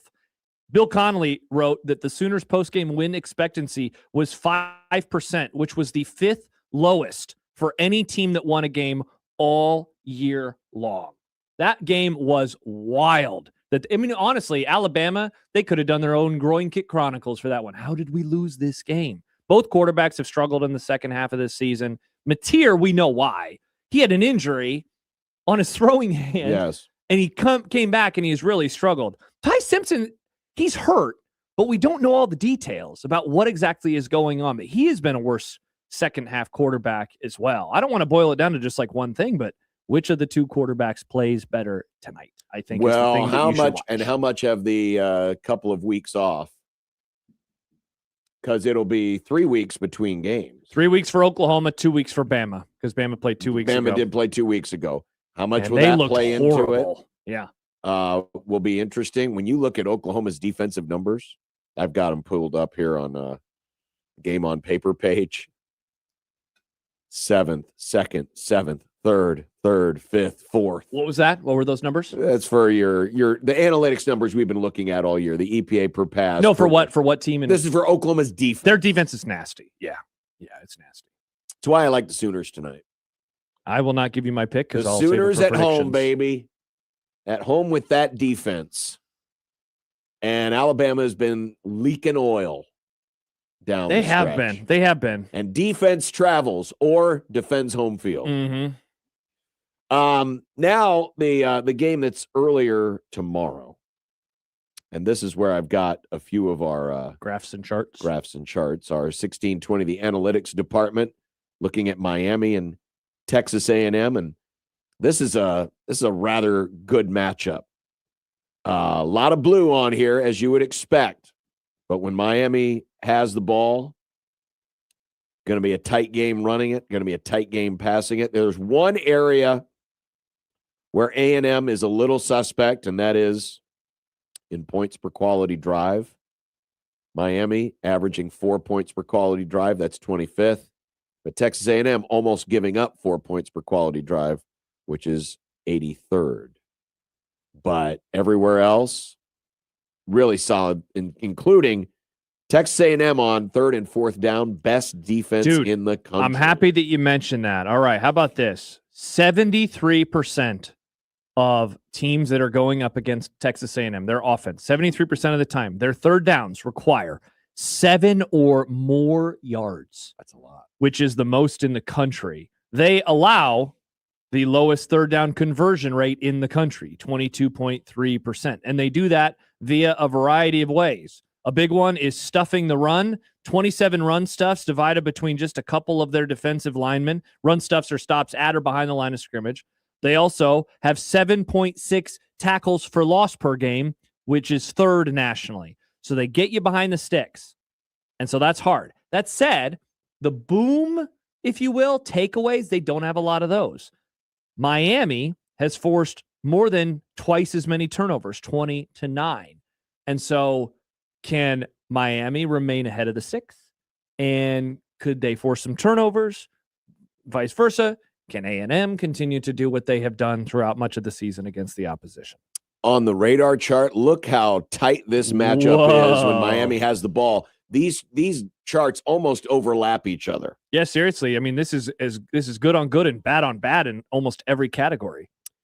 There is there's a couple areas where A&M is a lot better than Miami, but you're right. The weaknesses line up with the weaknesses, the strengths line up with the strengths. Yeah, there's really, like you said, there's only like 2 on this whole thing where you're like, well, yeah, that's an advantage for this group. Otherwise, it's going to be good on good the entire time.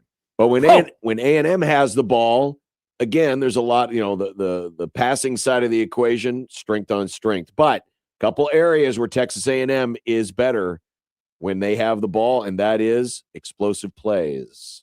A lot more explosive plays, both on the ground and through the air. And Miami is a little suspect in those departments. Yeah. A&M, and I don't know. I watch them sometimes, and I think they've earned their 11-1 record. On the other hand, they, had to have one of the greatest comebacks in SEC history, and that went over South Carolina. Their defense was a sieve at times earlier this year. They almost everything went right for them at the end of that Notre Dame game all the way back in September. They've earned their way into the college football playoff.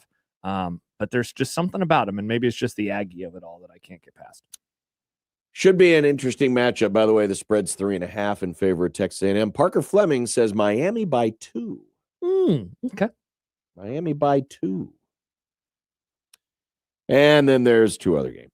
Wow, you've been so excited about James Madison, and now you just poo-poo him.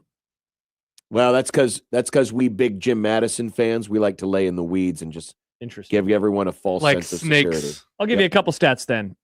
Tulane got better over the course of the back half of the season, especially on the defensive side of the ball. They forced 5 turnovers against North Texas. They held the Mean Green to a season low 21 points, and most of those came after they went up big early on. In the JMU-Oregon game, JMU's defense, now this is not accounting for opposition, but they rank first in success rate on defense. This Oregon team is interesting. Reading from Bill Connolly, Oregon's offense is efficient and reliable, though the Ducks are 13th in offensive SP+, their least awesome ranking under Dan Lanning, but they're also 5th in defensive SP+, their best ranking in 67 years. So they're different. Oregon is winning in different ways. That said, they've been really banged up, especially with Do they have any receivers? They're going to be back. And so that's, you look at a team that is playing this weekend, not next weekend, that has the buys. You're looking at a team this weekend. Of all of the ones available, this would be my pick to win the national championship because they're healthy, because they have some time off, because they're going to have a game that I don't think they're going to have to break much of a sweat against, and that's James Madison tomorrow. I'm excited to see what Oregon looks like because of all the health. You're right, though. I mean, the receivers, it's been a problem all year. Their best players have been out all season long, but now they're back. And so what does that look like on a rainy night? And then they win this one, and they would face Texas Tech next weekend in whatever bowl game that is, orange or cotton, peach or something. I don't know. Fiesta, I have no idea. Only one that I know for sure. I know 2 of for sure. I know the Rose Bowl is Indiana, and I know the Sugar Bowl is Georgia. That's the only one I know for sure. Texas Tech is Fiesta. Okay. Because then, Right? I think Ohio State is orange. I guess, I was going to see, yeah. I thought they rotated these things too. I don't know. Not sure. It's like it's conference tie, like the obvious conference tie-ins, and then some geography stuff as well. So there you go. There's take a look ahead to the playoff games this weekend, which start again in a couple of hours. With They Oklahoma do. and Alabama. As soon as this very exciting Gasparilla Bowl is over. It's been a great one. Yeah. We've been watching it. This might have been one Yep. where old Herr Schuler might have offed himself in the men's room before it started because it hasn't been competitive since the start. And it feels like it's been stuck on 31-7 for like 3 quarters. We started the show, and this game, it seemed like it was over very quickly. Very quickly. But bowl season. Oh, speaking of bowl season, Jack Mitchell will join us in a little bit as well. There should be a mercy rule in bowl games. Should there? If you're up like this, don't even start the 4th quarter. And you can cancel the press conference? Yes. Oh, by the way, Michael Severe says you're not worried about James Madison being able to stop the run game and forcing Oregon to win the game through the air. Great question, Michael. Couple more stats for you, John, for James Madison. Well, I guess those were offensive stats. Never mind. Sorry, Michael. Not going to read you those stats because those were James Madison offensive stats. But no, I'm not. I think Oregon will be fine. Michael loves to actually football. Big Jim Madison. Watch out for it. They got a good defense. I guess here's the defensive stat. They allow their opponents just 28.7% of third down conversions, which is 5th best in the country. So they do a very good job at doing that. They're very good at it. Yeah. But no, I think Oregon's going to roll them.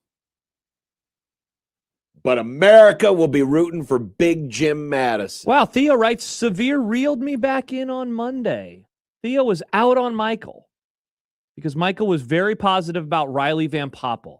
Michael hurt some people's feelings this offseason by saying, I like Riley Van Poppel. He kind of sucked.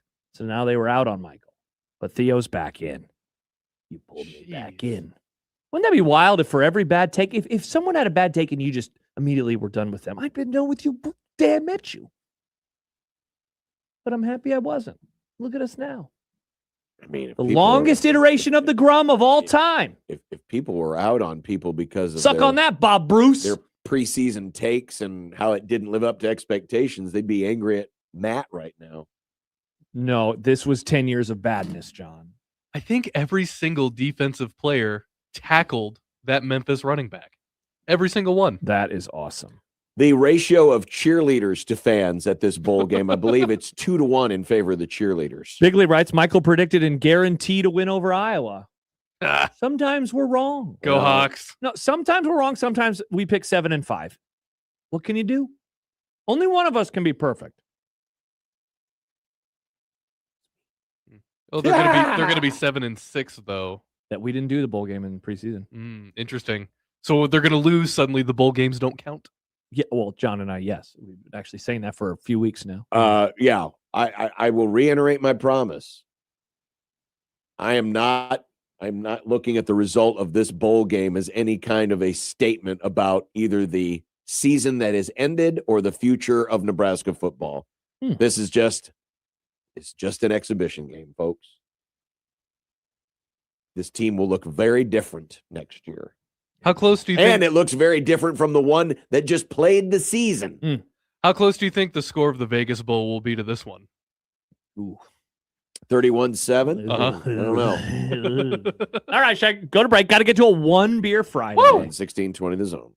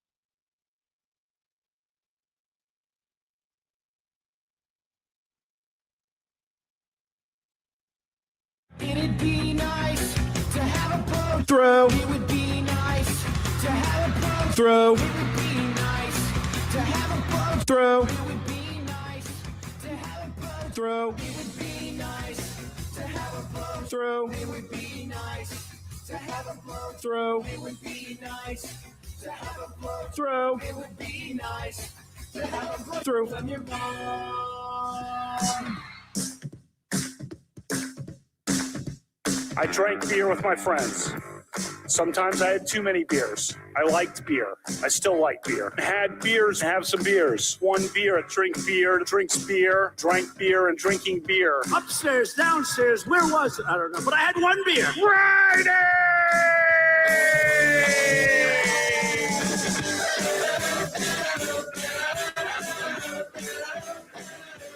You probably have beer center each week. Ralph Club, biggest contributor. I like beer. I don't know if you like beer center or not. What do you like to drink? Next, I had one beer. Friday. Yeehaw! hanging out and having some beers with friends, which I gladly do and which I fully embrace. Well, you think it was... Nope, there was one beer. Friday.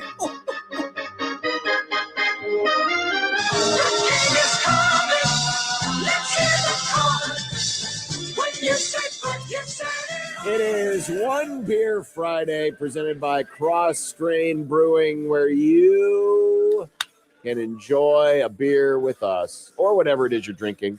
Just use the hashtag One Beer Friday on your social media, aka your Twitter X, aka the Blue Sky at USC 1620 on the JTech Construction Zone Twitter feed. I'm doing something I've never done before. I'm drinking beer out of a coffee mug. Wow. Don't think I've ever drank any beer out of a coffee mug before, but it was the only vessel I had close by because Nick and I are splitting. What are we splitting, Nick? You and I are tag teaming inflatable snowman. Whoa, a little.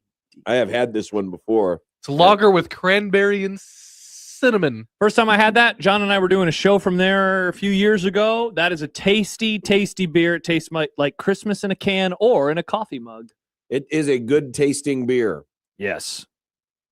As many of these selections are at Cross Strain, they've got a little something for everybody. They do. Reminder, let us know what you're drinking. You could win $25 gift card to Cross Strain. Or go to Cross Strain with a head of lettuce, pour some ranch on it, eat it, take a video of it, and you will win a $25 gift card as long as you're the first person to tweet at us with the hashtag One Beer Friday. We're not joking about that. Yeah, we're serious. That is real. Because when you go to Cross Strain, they let you bring your own food in. Yes. And we just thought, the natural thing is, let's just bring in a pizza or let's bring in some sandwiches or some fast food.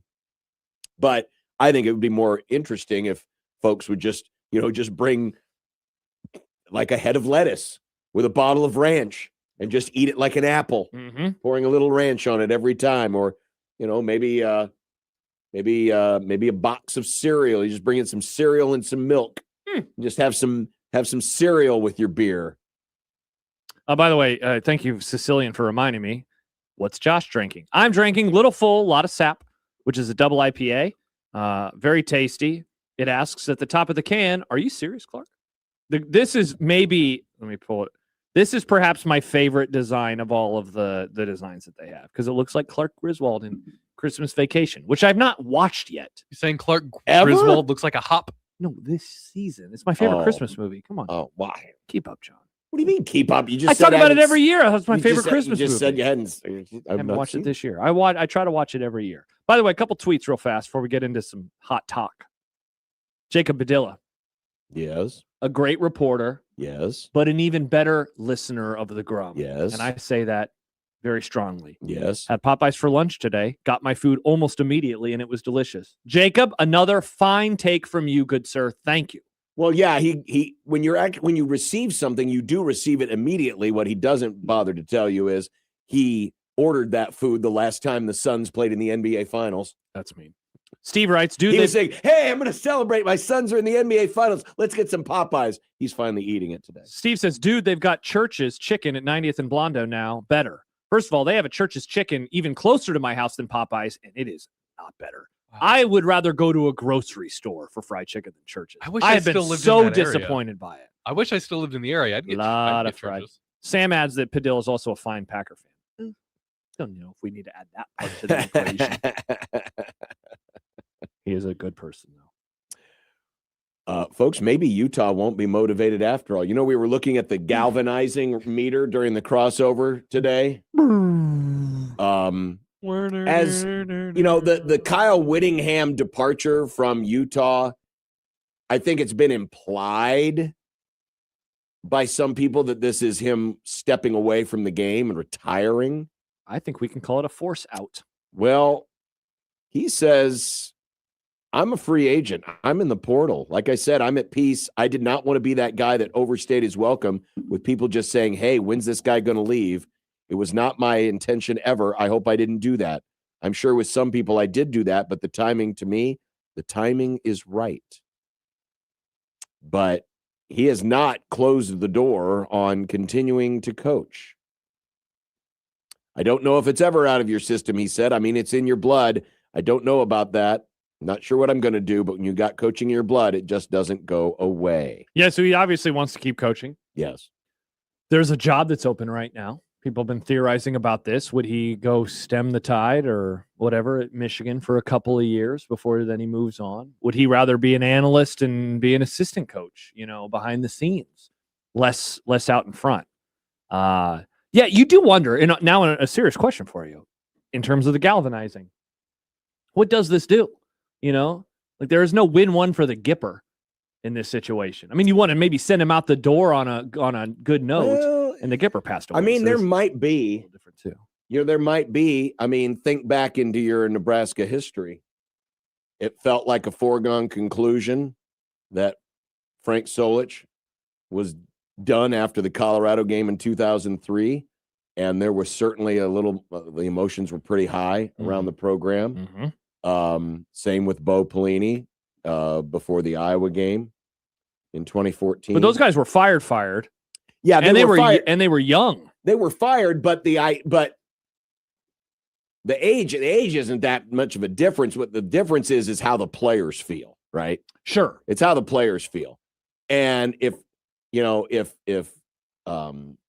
Whittingham has done as Bo did with his players, as Frank did with his players, engendered himself in terms of, how much they love him, how much they respect him, how much they enjoyed, being under his tutelage.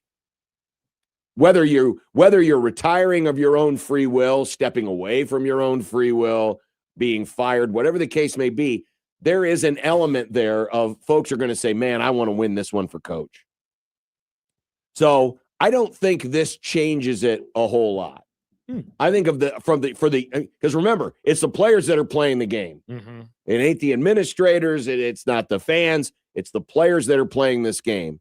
And if anything, this might send the galvanizing meter more towards the peak, because if there is an implied nature that maybe coach is being asked to leave sooner than he wants to, maybe they'll be like, oh man, we definitely going to go and win this one for coach and prove everyone wrong and say, man, coach should still be here. You should give coach a lifetime contract or something. I don't know.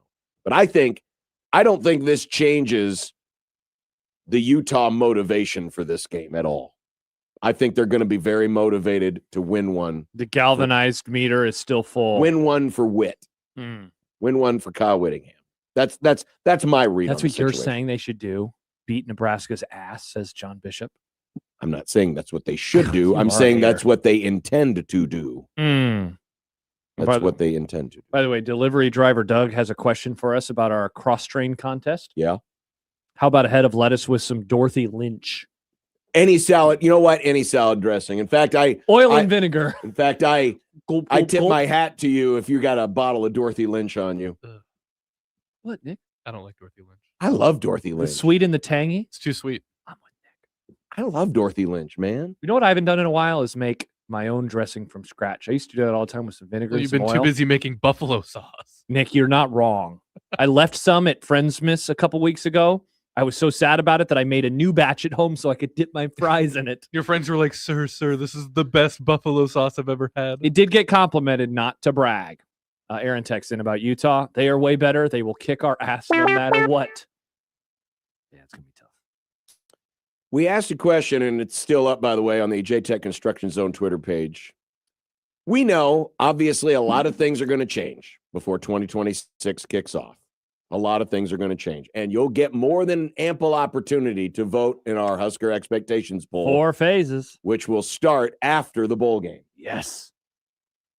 But as of today, as of right now, given the vibes around the program, what was being said, if you missed it earlier today, Matt Rule was a little pointed in his comments. He took a little exception to the idea of Nebraska being in a reset situation in regards to next year with new coordinator, new line coach, new line coaches, new quarterback, new running back, new a lot of things. But as of today, knowing what you know, feeling how you feel today, how optimistic are you? Are you optimistic? Are you optimistic? Simple yes or no question. Are you optimistic for the short-term future of Husker football? And we define short-term as, of course, AKA 2026. And 64% say no. 64% say no. They are not optimistic for the short-term future of Nebraska football. That was something you guys tackled on Monday, right? The Mike Schaefer, when Mike Schaefer was in. A little bit. It is hard. It is hard for me right now to be optimistic, certainly about the short term. And by short term, I mean like 1 year from now. Now, many things can change in terms of roster construction and which players will be there and what's the quarterback room looking like and how have they fortified the lines of scrimmage and, you know, how have they replaced Emmett Johnson? I promised I'm not going to get excited about a receiver this year. It ain't happening again. But it's hard. It's hard for a few different reasons. One, I just think is the way in which this year came to an end. 5-1 start, 2-4 finish, 1-3 November, 0-2 in the last 2 games, and getting outscored 77-26. 26. Thank you. I mean, that's tough. That's really, really tough. It's a bad taste in your mouth. The schedule, I think that's very real. And like, man, we see it when you have to overhaul your staff or when you have to have another new name or another new voice come in, rather. And in this case, it's a defensive coordinator. Even as good as Rob Orich has been, like I'm buying Rob Orich stock, by the way. Like I don't really know if we've gotten into him a whole lot besides like the initial kind of thoughts. I like what I see. I like his potential. I think that he can be really, really good. I think it's going to be tough depending on the players that they put into that system, you know, and what's going on in terms of up front and how much money are they willing to spend on the defensive linemen, and can that get a whole lot better? That's the stuff that I'm worried about, though. Just like another new voice, new voices, you know, and how do they finish up the rest of just the next month and a half? I mean, incredibly important. I can't wait to see the plan of attack. You know, we've talked multiple times now, all of us have this week, about the quarterback room, you know, and how do they replace Dillon? Are they getting one quarterback? Are they getting two? Like Rule said something. Or are they swinging for the fences? Or are they just trying to find competition? Great question. Those are like key questions. Are you going after a big name, or rather, are you going after like the presumed starter, which will cost you money? Are you going after a depth piece? Are you going after someone who can contend? Those are 3 different types of quarterbacks, 3 different levels of spending. Are you going for another quarterback outside of the first? You know, do you want another guy in that room? Rule mentioned quarterbacks today at the end of an answer, and I was like, okay, I wonder if they're going to add a second guy this offseason. And how much you spend at that position tells you something in theory about how much you're spending at the other positions. So I'm with the nose. I'm absolutely with the nose. Well, there's just a certain vibe, and if you missed it, here, excuse me, here was the quote from earlier today. This was Matt Rule at his press conference, and he was talking about, he was asked about the implication that this next year is a reset year. And Rule took some exception. The program was dead for 10 years. We're building. The program was dead for 10 years. We went to back-to-back bowl games. I don't know why why like Nebraskans, like we are moving forward. It's just not as fast as Indiana did it. And people ask me that all the time. I'm frustrated. But we did it a lot faster than some of the other teams that got hired at the same time did it. So we are just continuing to build. Coach Belichick told me years ago, it'll take you 3 years to get the right staff. So we're just, every year, we're evolving, we're getting better. But program reset, I mean, I don't know why anyone would say that. Just maybe it makes people click on more things. I don't know, but like, you know what I'm saying, like, man, we just, we just won 7 games. Should it have been 9? Yes, it should have been 9. So I'm tweaking. I'm just tweaking, right? Tweaking. I will continue to argue, and I will assert my correctness in this. When you change out another coordinator, no tweaks, and you change out your O-line coach, and you've added extra coaches, that's more than a tweak. And again, you're changing out your quarterback. If the speculation, as some have opined, is correct, that this was a mutual parting of the ways, and that Nebraska was mutual, and that Nebraska certainly didn't try to stop Dylan from leaving, and maybe even help nudge him out the door. Let's just pretend, for argument's sake, that is true. And I tend to believe that there's some truth to it. But let's just go all in and say, yeah, that's absolutely true. Nebraska helped encourage Dylan to leave. That's more than a tweak. That is more than a tweak. You're making a lot of changes. Now, if you don't want to call it a reset, fine. But it sure as hell ain't a tweak. And I believe it does need to be more than a tweak, by the way, for the record. However it is you want to characterize it. You know why? Because this is a 500 culture. That's what this program is right now. It is a 500 culture. Yeah. It has been. Let's take Jeff's call real quick before we go to break. Hi, Jeff. Hey, guys. I'll try to get my point across here as quick as I can, but what if this is our new norm? I'm the longtime Husker fan back, I am hip and Jarvis Red Wine.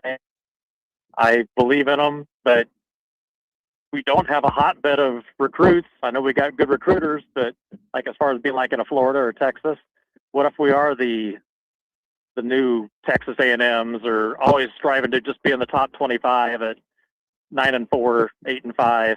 It pains me to say it, and I don't think it's acceptable, but yet I hate to fire a coach if we consistently start going 8 and 9 wins.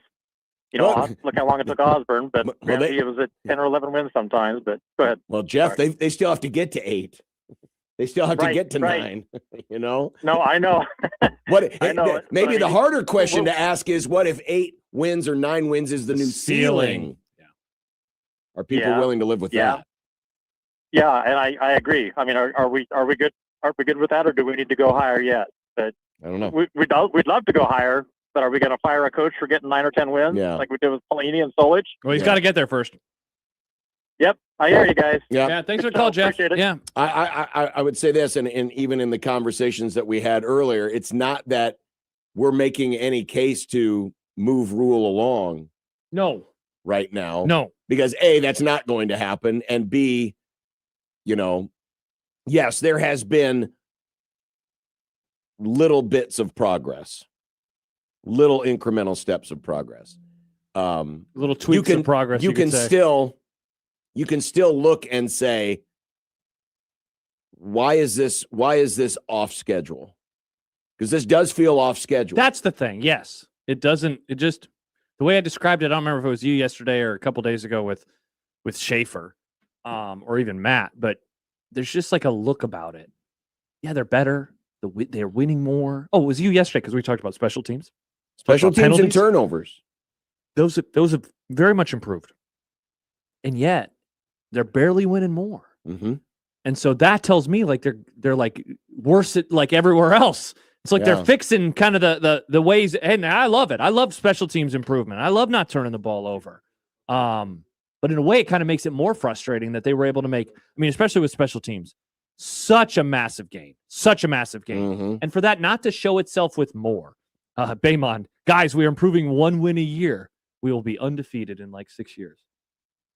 He did bring that up. He's at it today. Every year they've gotten 1 win better. 22. Mm-hmm. It's wild. You go back to the 2021 season. 3-9, then 4-8, then 5-7, then 6-6, then 7-5. I mean, they literally have gotten better in the regular season each and every year.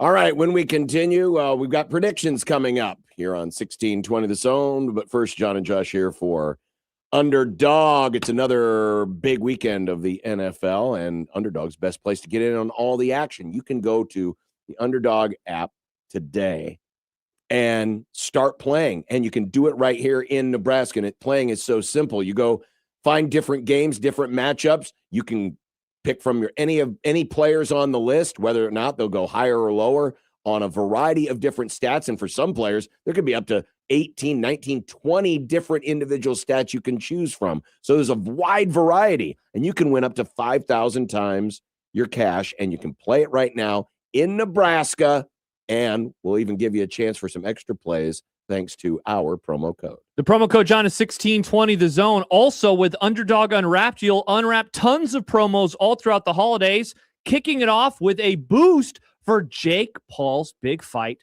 on Friday night. Download the app today. Put in our promo code 1620 The Zone. You can score $75 in bonus entries when you play your first $5. Again, the promo code is 1620 The Zone. Underdog, make picks, win money. Must be 19 plus and present in Nebraska. Terms apply. See assets.underdogfantasy.com for details. Concerned with your play, call 1-800-GAMBLER or visit ncpgambling.org.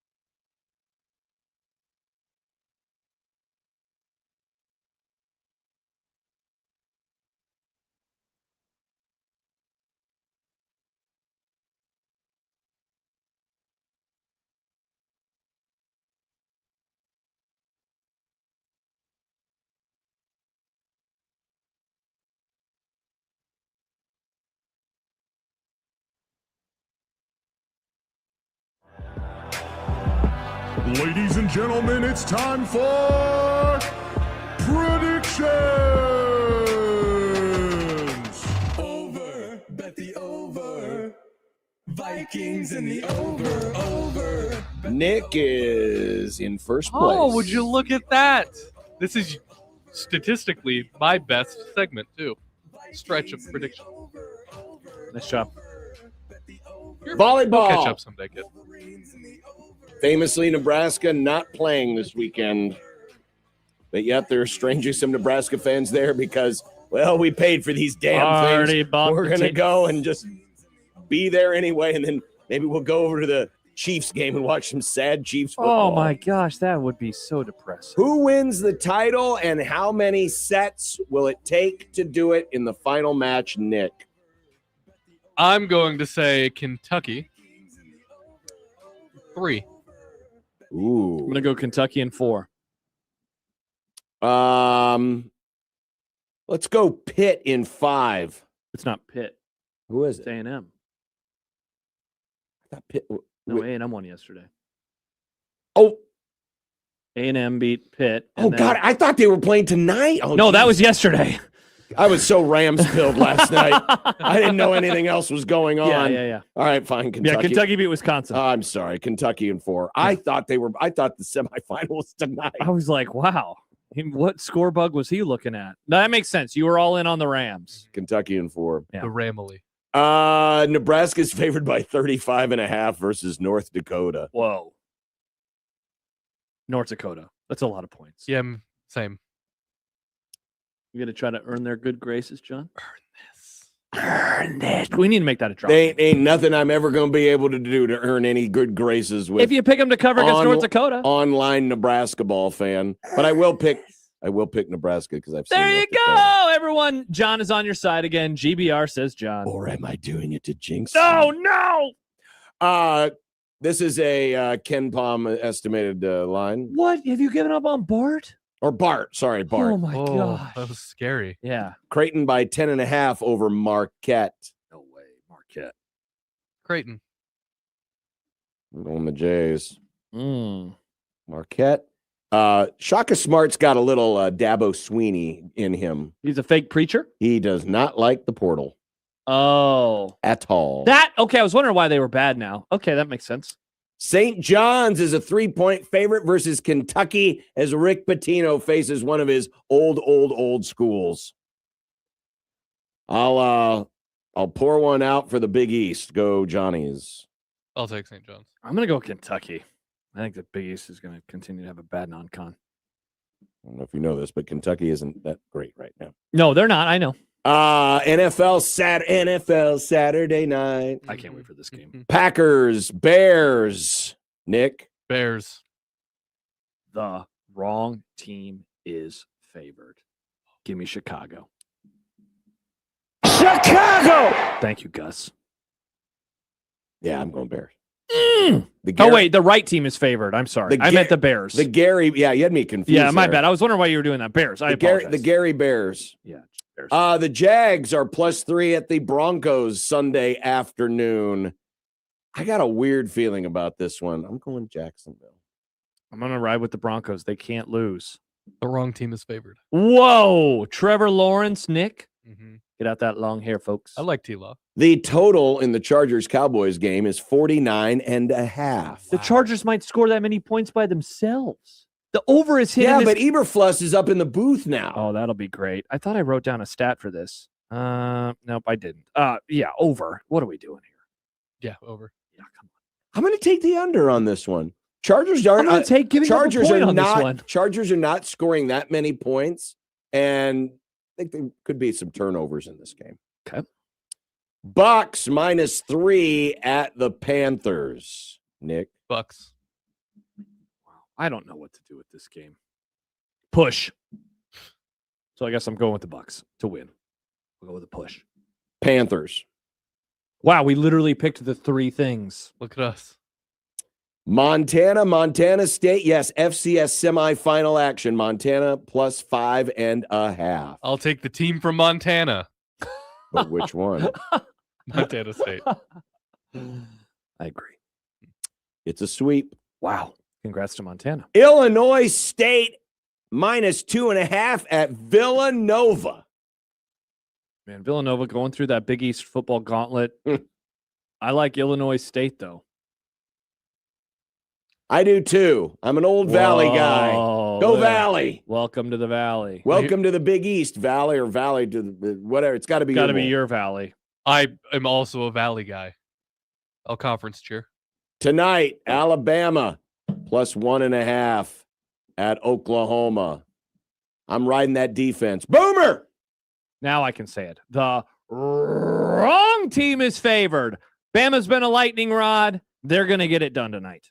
I'll take Oklahoma. Ty Simpson passing yards, 43.5 over John Mateer. I'm going to go with Mateer just because it's such a big number. I am too, and I think that OU defense is going to slow them down. Mm-hmm. Yeah, screw it. I'll take Simpson. Okay. Simpson, eh? Nice. Miami +3.5 at Texas A&M tomorrow afternoon. A&M. The U. They're going to win. Way too many people are on Miami on this. Oh, so you're going to go with A&M? Home teams favored. Home team wins and covers.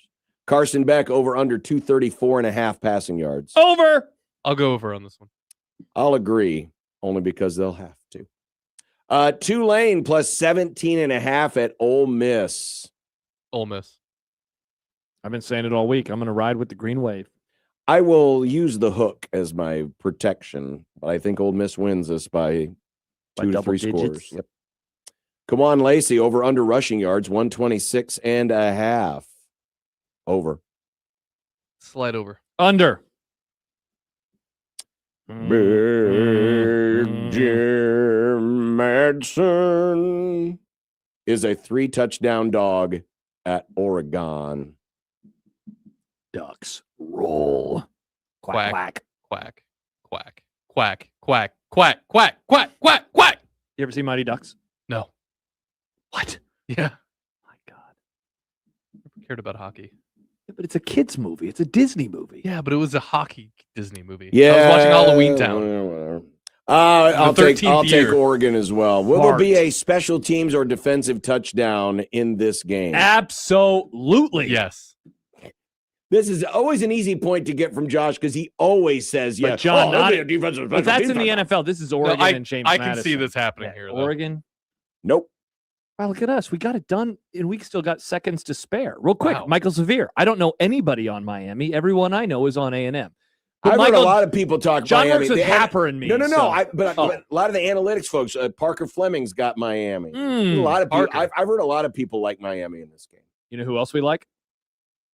Jack Mitchell. We like Texas Jack A&M. Mitchell. Texas A&M. Next on 1620 The Zone.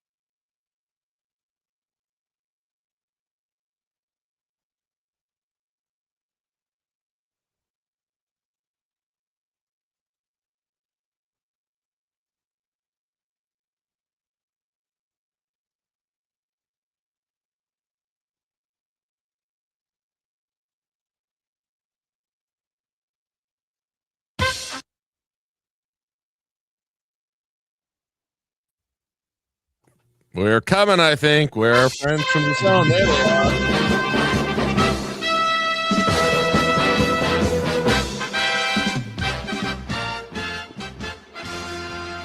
Let's start the Super Friends Roundtable. I'm John Bishop. He's Josh Peterson. To my left, Jack Mitchell is in the studios in Lincoln at KLIN. Let's start with the question that they have just posed on College Game Day. Oh! What is next for Michigan? Here's my suggestion. Shoot the program into the sun and give them the permanent death penalty. There's my thoughts on Michigan. Oh, my God. Kill them all. Wow. Wow. Yeah, that's I mean, is this thing possible here where they're putting a sign up right now that DeBoer in a Michigan they got a sign that somebody was just holding with DeBoer in Michigan gear. Like, is this happening? No. This isn't happening, is it? No. Gosh, is this happening? I don't think so, but I want it to happen because John would be so mad if they were able to pull Kalen DeBoer. I'd be upset for Kalen DeBoer for being so dumb as to take that damn job. Honestly, it's a good job. No, it is not a good job. It is a poison program right now. Let me tell you a scenario that I'm cheering for, which oddly I think would be an incredibly smart one by Michigan if they did it. In the days leading up to the Las Vegas Bowl, word starts to leak that Michigan has found a new coach after the wheels had been spinning. You know, maybe Kalen DeBoer wins tonight, and so he's still alive for the playoff, and that isn't happening at least anytime soon. And then all of a sudden, the word leaks, oh, Kyle Whittingham, who folks thought had retired, left the door open to coaching again. And Michigan says, what if we get someone with a clean, sorry to use this word, reset of the program, out of the Harbaugh tree, a guy that is squeaky clean, run a clean program, and run the kind of football that Michiganders love. And all of a sudden, distraction for the Utah team. Okay. Big distraction for the Utah team. TJ Lateef takes advantage. Runs 120, throws for 250. Nebraska 38, Utah 10. You are smoking the hopium today. Listen, I don't. The success of Nebraska basketball has now officially gotten to your head. I said there may be unrealistic, but I swear that wouldn't be that crazy if they did that. If that happened. The second half of your proposal probably out of bounds. Yeah. The first half of your proposal, I think, in play. I think that could happen. It wouldn't surprise me if Kyle Whittingham was the head coach of Michigan next year. If it was almost like this, hey, let's do this for a bridge situation. You hang out for a few years and then we move on. I wanted Kyle Whittingham when Nebraska hired its last 2 or 3 coaches. Yeah. He was. Jack, here's a quick one for you. And by the way, this is the last one of 2025 that we're going to do with our friend Jack Mitchell. I'm already missing these. These have been such a fun way to end every week. But here's a fun one for you, Jack, because I heard Connor Happer say the same thing earlier today. Who are the 3 kind of white whale coaches that you always wanted, every time Nebraska fired somebody? Because Kyle Whittingham is always on the list, right? For the last 20 years. Yeah. For a while for me, and we got to go back. Patterson. But yeah, that was the next one I was going to say. Yep. Those are the 2 obvious ones. Obviously not for the last one, but I mean, the other one. And then I don't know that I'm still here, so nobody judge me, but you know that I was on the Lane train. He's a great coach. I'm fine with that. At least I was on the Lane train when it seemed like it might be possible. And it seemed like it, I don't know if I am anymore. But I was at that point. Those were the white way. I'm trying to think if there's anyone else who spanned the different coaching searches that I was always. Dennis Franchione. I'll give you one more, Jack. I got one more for you. And this was like one specific coaching time. Jim Tressel. Remember when all the rumors were that Jim Tressel, he wants to come to Nebraska? Hondo Carpenter was always telling everybody that. That was when my co-host then Dave made a mock-up picture of it. There was rumors that he was at the 70th and Pioneers Hy-Vee. Yep, I remember that. Why would he be there? Hey, I'm coming into town to check out your city, but also I need to go to the grocery store. What are we talking about? Come on. Yeah, I don't have the old Frost versus the World files anymore. I look up some of the names on that list because there were quite a few. There definitely were. Quite a few. Yeah. Paul Johnson. That was a popular one. That's a very good one. Monken. A lot of people were honking for Monken a few years ago. You remember that, Jack? People were. One particular person certainly was. Yeah. No, I can't think of any other like that were quite. I mean, there was always like occasionally like the Joe Moglia person. I forgot about the Joe Moglia stuff. Hey, listen, I was still with Bill Cowher during the Bill Callahan coaching search. Oh, I'll give you one more, Jack. For the longest time, I wanted them to fire Bo Pelini and hire Chris Peterson. That was my personal white whale because I always thought like there was But something. that was only because he shares the same name with your mother. Maybe he does. They both have the same name. Chris Peterson. His name is spelled a little bit differently. But gosh, I really wanted Chris Peterson. He would have turned Nebraska around. They could have still been a dynasty today. Jed Fish would be their coach. Yeah. They would have just followed the exact same line. Kalen DeBoer would have taken him to the Natty. This bizarro world scenario where Josh's dream comes true and Chris Peterson is coaching Nebraska while Bo Pelini's on the FS1 set. Oh my gosh. I would love that world. doing studio work. I love that world very much. Someone in your chat says Bielema. Like the Bielema thing was never there until it almost felt like it was actually happening. And I still, has anybody ever gone back and found out if that was true? Harvey Perlman talking to Bielema. Good question. Remember he tweeted out, "I'm all hog." Yeah. Yes, he was. That's what he said. I'm all hog. I want to watch the way you use I'll always remember that because when that whole crap went down, I was doing the show from Tulsa. Uh-huh. We were at I remember I was sitting in that chair. At Tulsa. That's what I always remember about that was, wow, all these Bielema rumors. Where'd this come from? And then, nope, he's all hog. John and I had Bielema on when he coached Wisconsin. Yep. He was on our show at least in the summer. And he sent us this nice, I still have his business card from Wisconsin and this nice thank you note, like handwritten thank you note. He wrote both of us. Fun story. If you take Brett Bielema on one side and then you take on the other side Bo Pelini, Scott Frost, and Matt Rule, right? Those are the two sides of the scale. They've each been on the morning show on KLIN once. This is definitely not something that sticks in Jack's craw at all. I think I've been on the morning show the same number of times as all those guys. One time. Like 9 times. Bring back Mike Riley. Bring him back. Riley. In studio, like anytime I asked him, it was amazing.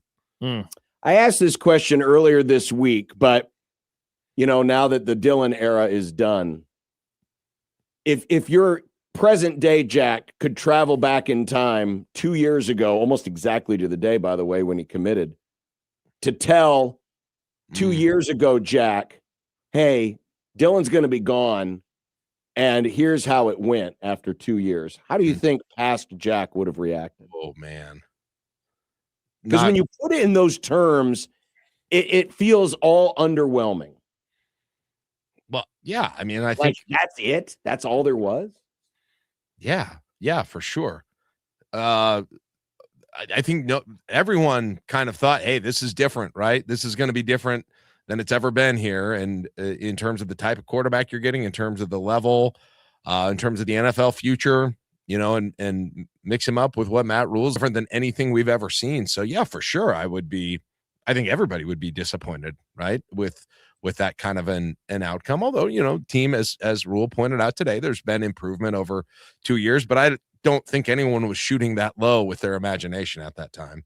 Jack, do you think it's like the biggest disappointment or surprise that as we sit here on December 19th, 2025, that like we can't really figure out why exactly it didn't work on the field, at least in 2020, like the 2025 season? Like you and I, we've all talked about it. 2024, for a variety of reasons, wasn't going to work. But you got almost a 2,000-yard running back. You have a receiving core that on paper is the best you've had in close to a decade, maybe since Scott Frost's first season. You have an offensive line that maybe it struggles to protect him when he throws, but run blocking is actually pretty solid. You have a play caller in Dana Holgerson, a name, like he's one of the few offensive coordinators in America that, every Husker fan knew the moment that he stepped on campus. I still am struggling to figure out why this didn't work in 2025, why this offense was essentially the same as it was last year. It doesn't make any sense to me. The offense overall, yeah. And I didn't even mention Luke Lindenmeyer, who I thought took a nice step forward this year too. Yeah. I mean, and then if you want to do the whole team, you can add in the nation's best pass defense statistically.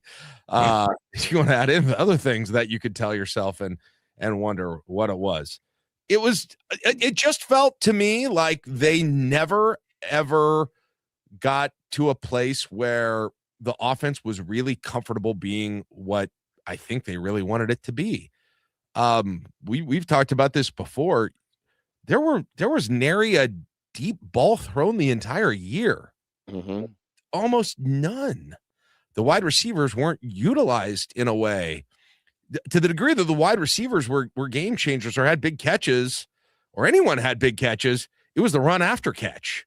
It was Emmett Johnson on catches out of the backfield against UCLA. It was an Isaiah Hunter on that screen pass that they like to run with him. I don't know what the longest pass completion of the year was, but I can't imagine there were more than a couple that were over 35 yards in the air, 30 yards in the air. That's a good question. What is the longest completion by air yards? In terms of air yards. Air yards. You had the long one against Houston Christian. Well, it's probably the Hail Mary, right? Well, the Hail Mary. Latif had the long one against Houston Christian. I think there might have been one. Was that Cortez Mills? Was that Cortez Mills? Okay, so that was a 62-yard reception. No one within his zip code on that throw. That was the second longest pass play this year. The first longest was an Isaiah Hunter for 64 yards, but I'm pretty sure that was the one against Maryland. Yeah, and it was like 64 yards after catch. That was Michigan State, right? Was that Michigan State? I thought it was Michigan State. Maryland. Okay. Well, he had one against play a lot. I don't know which it was. Yeah. Emmett Johnson had the third longest reception of 56 yards. UCLA. That was an air yard play. Like, he did run after the catch for probably 30, but like that one, the one down the sideline, the last touchdown, if I remember right, of the UCLA game. And then number 4 was Ja'Cory Barney of 52 yards. I'll be honest, I don't remember. That was the Hail Mary. That's the Hail Mary. So that's the long, but outside of that, and that's, end of half, end of game plays are in a way like a little different, area. It is wild how they just don't complete long air yard plays. They haven't for a couple of years. The fact that was not a part of the offense, I feel like, was a major deficiency in the offense. And then there's the obvious things, right? Just and part of these two things go together, but the difficulty that the quarterback had, ever having time or dealing with pressure, whoever you want to put that on. But you combine those two things and a huge chunk of your offense. And then the other thing, I think I heard Connor talking about this yesterday too. You guys remember when we came out of that Cincinnati game? Because after that, I was like, man, while they didn't throw it deep, they finally found all these quick hitter routes. Yep. And I love what Holgerson's doing with those quick slants that other teams seem to run on us, and open receive, and just moving the ball and finding open receivers on the field, in the holes in zones, those sorts of things. And I don't feel like we ever even saw that. The Cincinnati offense we saw, and that was the only time we kind of saw that offense, it felt like. You remember that? It was just like fast-moving, quick-hitting passes that were really, really effective that I felt had not been in Nebraska's playbook successfully for years. In the moment, it was like, wow, this is kind of frustrating. There was no over-the-top stuff. And then in hindsight, you wish that they could have been able to do that more. It certainly would have protected Dylan Raiola better if they would have been able to do the quick passing game all season long. Right. And they did have a one deep one to Isaiah Hunter in that game too. I don't know how long it was, but a relatively deep one to Isaiah Hunter in that game as well. That offense never really, and Emmett Johnson was good in that game, but not the way that we thought of him at the end of the year either. Yeah, for sure. The form of what this offense looks like next year is, quite the unknown. It is quite the unknown. It seems like there is going to be more of an emphasis on mobility at the quarterback position, whether it's functional mobility or an actual going back to a running quarterback to some degree. It seems like that's one of the two directions it's going in, but everything else put together. I mean, Jeep Wade's been talking about, getting physical and getting downhill and running the football. Will they be able to do that? We keep talking about what they're going to do at the quarterback position, but what are they going to do from the portal standpoint? What are they going to do about running back at the portal position through the portal? You gotta, first of all, if you've got one sort of sales point that you haven't had in the past with almost any position, it's what they did with Emmett Johnson.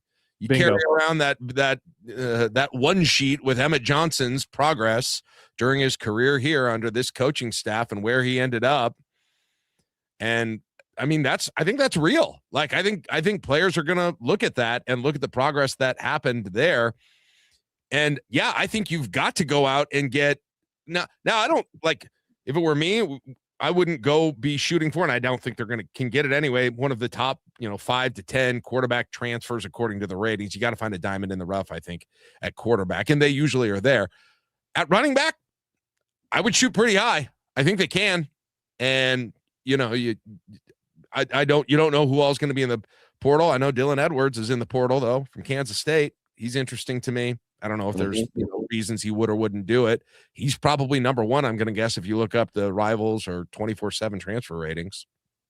Jack, basketball question for you. I know you said that last week is like maybe among the best weeks Nebraska basketball's ever had since you've been a fan. Where does, though, the Illinois game rank for you just in terms of the raw enjoyment? Because Nebraska, I mean, they really dominated a lot of that game except for the end of the first half and then the end of regulation, but then they get a game-winning, essentially a buzzer beater with 0.2 seconds left. Is that on the short list for you, or is it hard given that it's like, it's quote-unquote, it's only Illinois? It's not a rival, and it's, it's not late in the year. Even if that had been like Wisconsin, I know they're not as good as Illinois this year. Nebraska blew them out, but if that was Wisconsin or Michigan State or Kansas back in the day, about Illinois, because they've obviously are a successful program. They're highly rated. Yeah. They've had Nebraska split with them last year, but it just, because of that, it didn't feel, I don't know. Like, if I'm an Illinois fan, I'm listening to this and I'm like, what are you talking about with this? But you said exactly what I was thinking right off the bat. Like, if that was Michigan State at Michigan State, like, we all agree, whatever reason, Illinois may be better than Michigan State this year, but it would have felt bigger for some reason. Mm-hmm. Why? I don't know. Because Michigan State's been the one constant standard in this league for the last 25 years. Yeah. That's why. I mean, Illinois had their moments. They've maybe had they've had some good teams, but I mean, Michigan, it's Tom Izzo. He's the dean of Big Ten coaches. I think last week, Jack, it's like, it's because that was the culmination of the week as a whole. Not, it's more about the week, not the individual part of the basketball game, if that makes sense, of why that game, I think, will be remembered so fondly, especially if this season continues going like it's. And I just think so many of those games, Josh, have been those moments you're talking about are sort of the exception in a season. The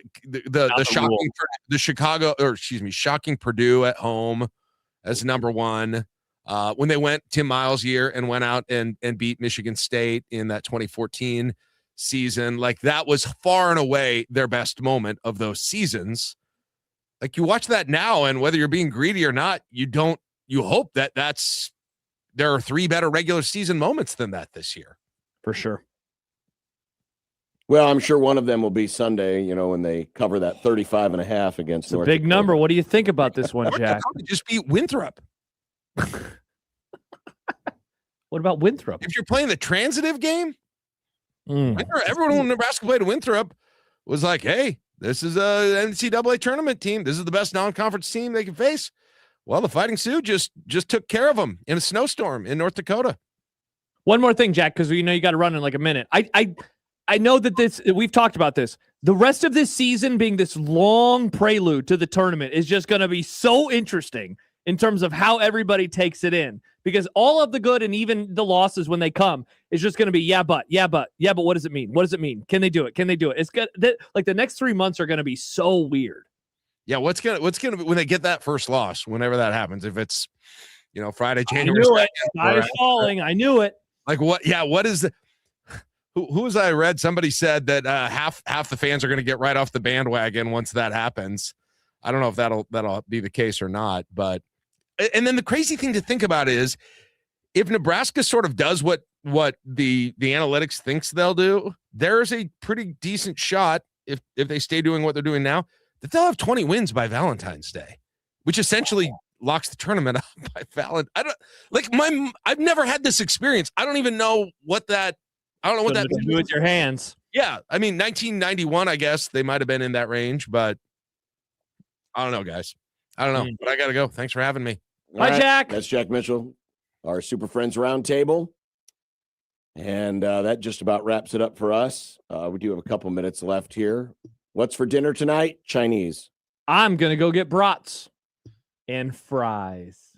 No baked potato tonight. I'm going to grill them. It's a nice night. A fry. It is not a nice night. It is cold out there. It's 40 degrees. You have not been outside. It is chilly out there. Is it windy still? Oh, yeah. It's Nebraska. It's always the feels like 27. Crap. If you think about it, a fry is Brats basically in the air fryer tonight. I'm staying inside. If you think about it, a fry is basically a baked potato. That's true. What do you have? I mean, Nick? it's a potato, yes. Martyr baton, but then after I'm done carrying the martyr baton tonight, Paige brought some soup home. Big bags of soup for you and your family. Soup for my family. I think I'm gonna do it. I think I'm gonna go to the store and I think I'm gonna buy a big bag of soup. I think I'm gonna buy a Christmas gift. No, I got to go to the store to buy a Christmas gift, and then I got to go to the store to buy the brats. And then, you know what, John? I think you talked me into it. I'll cook those in the air fryer. It'll be nice and easy. Why don't you just use the brats as a Christmas gift? That way you only have to Ooh, there do you go. one stop, and then hey, brats for me. I'm brats sure for my you. family member that I give bratwurst to would say thank you. Though the wrapping and putting them under the tree situation would be quite interesting. Put it in a cooler. John, you going to go home and watch F1? No, there's a playoff game on tonight. Oh, I didn't think you'd want to watch that. Yeah, I didn't think you cared. It's Oklahoma and Alabama. Why wouldn't I want to watch? Not just your general tone around college football. Your normally. demeanor. Yeah. My demeanor around. Nothing wrong with my demeanor. I didn't say anything's wrong with it. I just your demeanor tells America, John, you don't have time to step on that soapbox that I see you trying to tiptoe onto. Yeah, no, right now. put it away, John. Put it away. Time to have go. the time, John. There's no soapbox. Just because I just don't come here fawning. Oh, football. Damn it, football. he got on it. Yep. The soapbox Doesn't is here. mean I don't like There it the is. sport. 2 shows left this year. 2 shows left this year. We'll be back on Monday. We got Mitch. We got Michael. We got Brunson. We got Sipple. We have all the fixins as we say Just goodbye. sounded like you named Santa's reindeer. Maybe on Mitch, on Michael, on Brunson Sipple, on Robin, on Eric. Well, he's not a regular. On Todd Furman and Kent Walgamont. Too many syllables. Yeah. All right. Well, have a good weekend. Talk to you tomorrow from the arena.